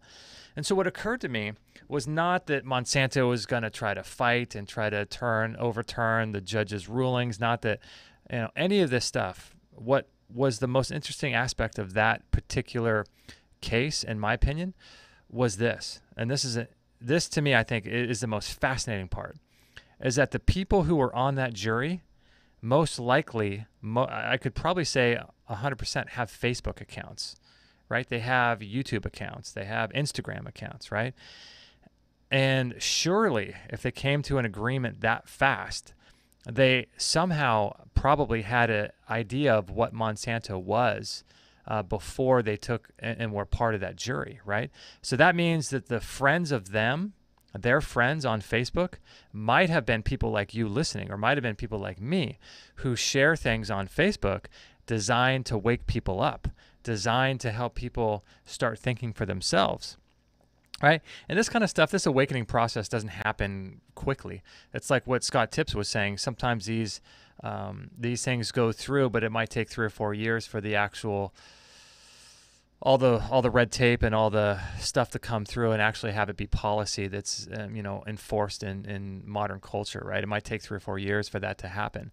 In the same way, when we're exposed to information that makes us think, I think it's really, really powerful to continue to share with our audience more and more information, not just our audience, but like your friends. This is where it all starts, is sharing stuff online that is going to help wake people up. And it doesn't have to be about health. It doesn't have to be our show. It could be just infographics about the government, or infographics about whatever it may be, whatever sector of society that you think is corrupt or something.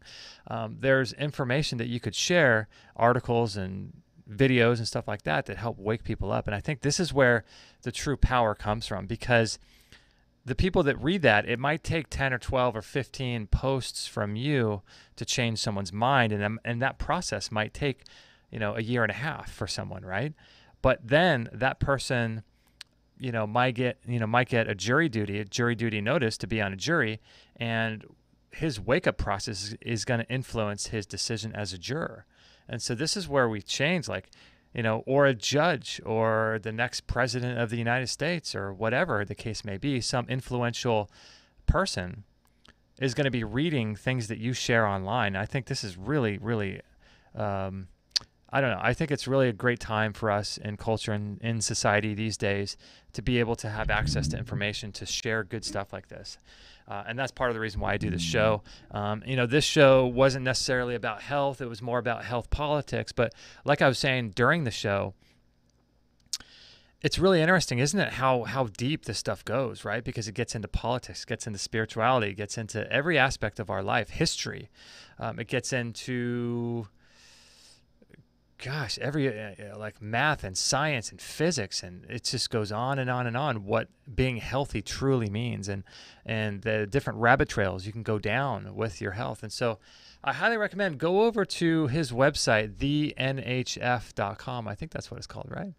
Did I get that right? Let's see. thenhf.com. Go over there and sign up to their newsletter list. Rod says he did. Okay, cool. Yeah, and I'd encourage you guys to share information with your friends on Facebook that might make people think. It's kind of fun for me too. I do that sometimes too.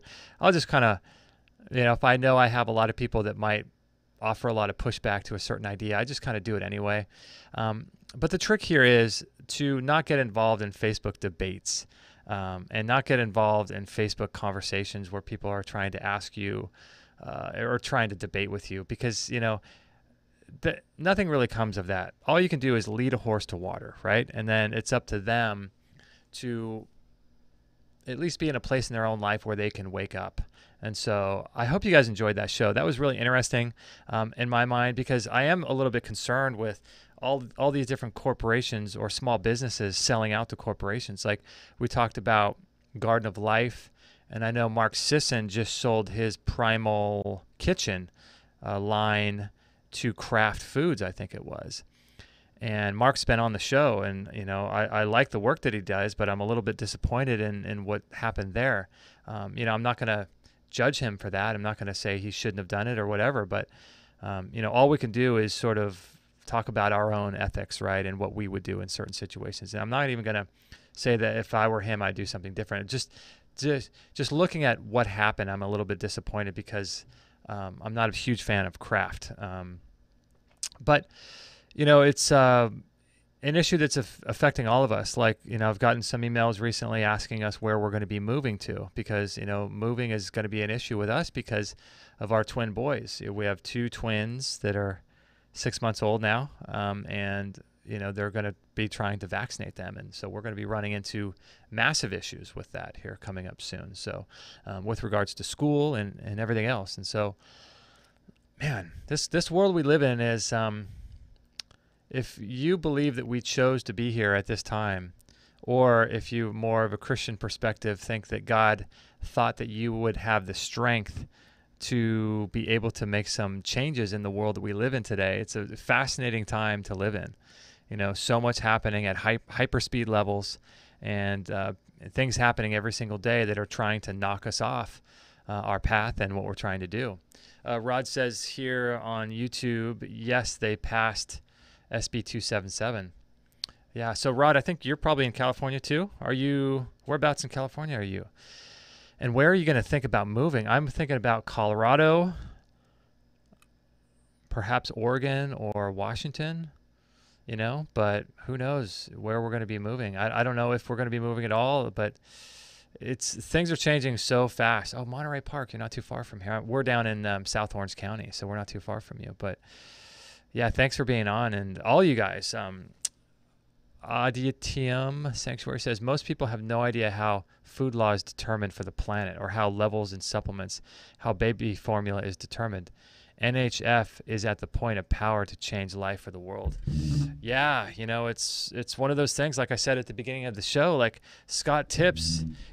It's weird that like a guy like Scott Tips, who you probably don't even know exists or know anything about him, but if you go to a chiropractor, then he directly impacts your life, right? Because like he said at the end of the show, that was directly correlated to the work that they're doing at the National Health Federation that allowed chiropractors to be able to get their licenses here in the 60s in the United States. So it's crazy to think that someone like him is impacting your life, or the RDA recommendations that they have for vitamins, This kind of goes back, I shared with this a little bit before the first break about Dr. Andrew Saul and his work with vitamin C therapy and high-dose vitamins and high-dose minerals and things like that to help the body overcome catastrophic diseases. And maybe I'll put him, you know what I should do? I think I'll do that. If you guys are subscribed to our iTunes feed, please go over there and do that.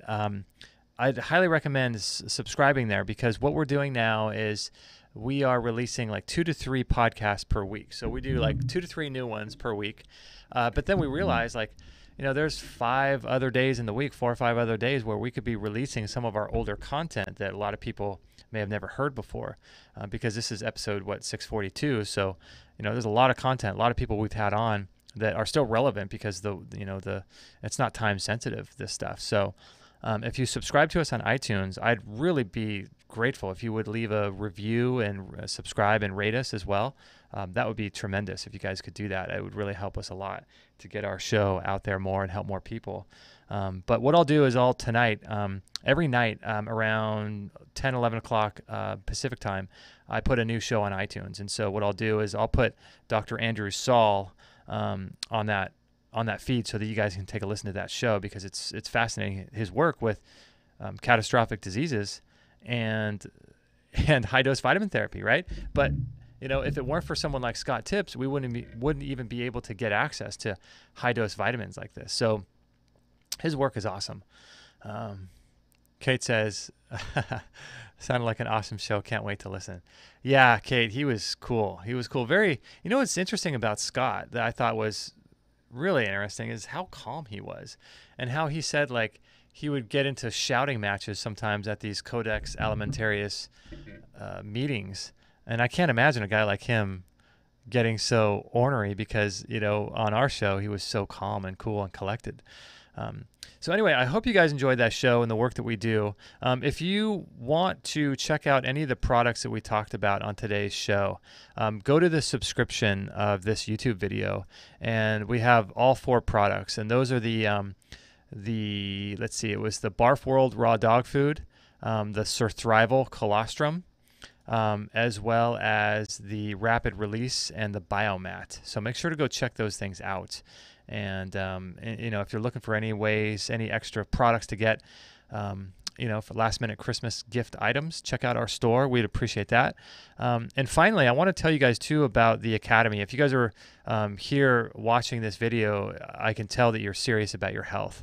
And if you're serious about your health, then come join us inside the Extreme Health Academy. We are working on something really cool inside the Academy. So every week we do live Q&A calls, and we answer your health questions from Dr. Bergman, myself, Kate, and Dr. Bergman's son, Michael Bergman, who by himself is a wealth of knowledge, man. He's incredibly knowledgeable. And so we were categorizing and making a database out of every single thing that we've ever tackled. And so it's a huge undertaking. And so now you'll be able to find answers to all of your health questions inside the Academy. So the Academy is like, if you need support, if you need motivation, if you need drive and people, like a supportive community helping you get through your health challenges, the Academy is awesome, because there's thousands of people in there in the forums talking and sharing and making friends. It's really cool. So if you feel like a little bit of an outcast, a little bit of an outlier in your family and your friends, don't really have a lot of people supporting you, or even understanding why you'd watch a video like this for 2 hours, then the Extreme Health Academy is for you. So come join us. Let me give you a little coupon code, and I'd love to see you join and interact with you in the forums there. If you go to extremehealthacademy.com and enter the code EHR14, that will give you a free 14-day trial. So sign up. There's a link in the description for this, and I'd love to interact with you there, because we get a lot of emails, as you can imagine, and I just can't get back to everybody. But in the forums, it's almost 100%. I get back to everybody there. So come and join us and take part in all the different courses we have, the different trainings. We're going to be doing a live workshop training here pretty soon with Morley Robbins, all about vitamin mineral balances. We're looking to get Dr. Jennifer Daniels to do a training on Candida, yeast infections, and turpentine in her protocol there. And we've got probably 13, 14 full-length courses from immune system to treating cancer naturally, to enhancing your nervous system, to improving your sleep. Lots of cool stuff going on there. So make sure to join us. I'd love to have you guys. Valerie says here, she lives in Colorado. Lots of people moving here these days. I know, right? Yeah. I hear that a lot of people from Colorado don't like all the Californians that are moving there. It's like a territorial thing, I've heard. But Nikki says, when a shared experience has rapport, empathy's knowingness has opened up love's door. Wow, that's really nice. That's pretty deep. When a shared experience has rapport, empathy's knowingness has opened up love's door. Wow, that's pretty cool. I like that. I'm going to have to think about what that actually means.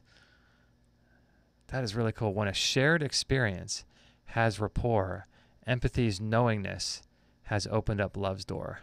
I like that.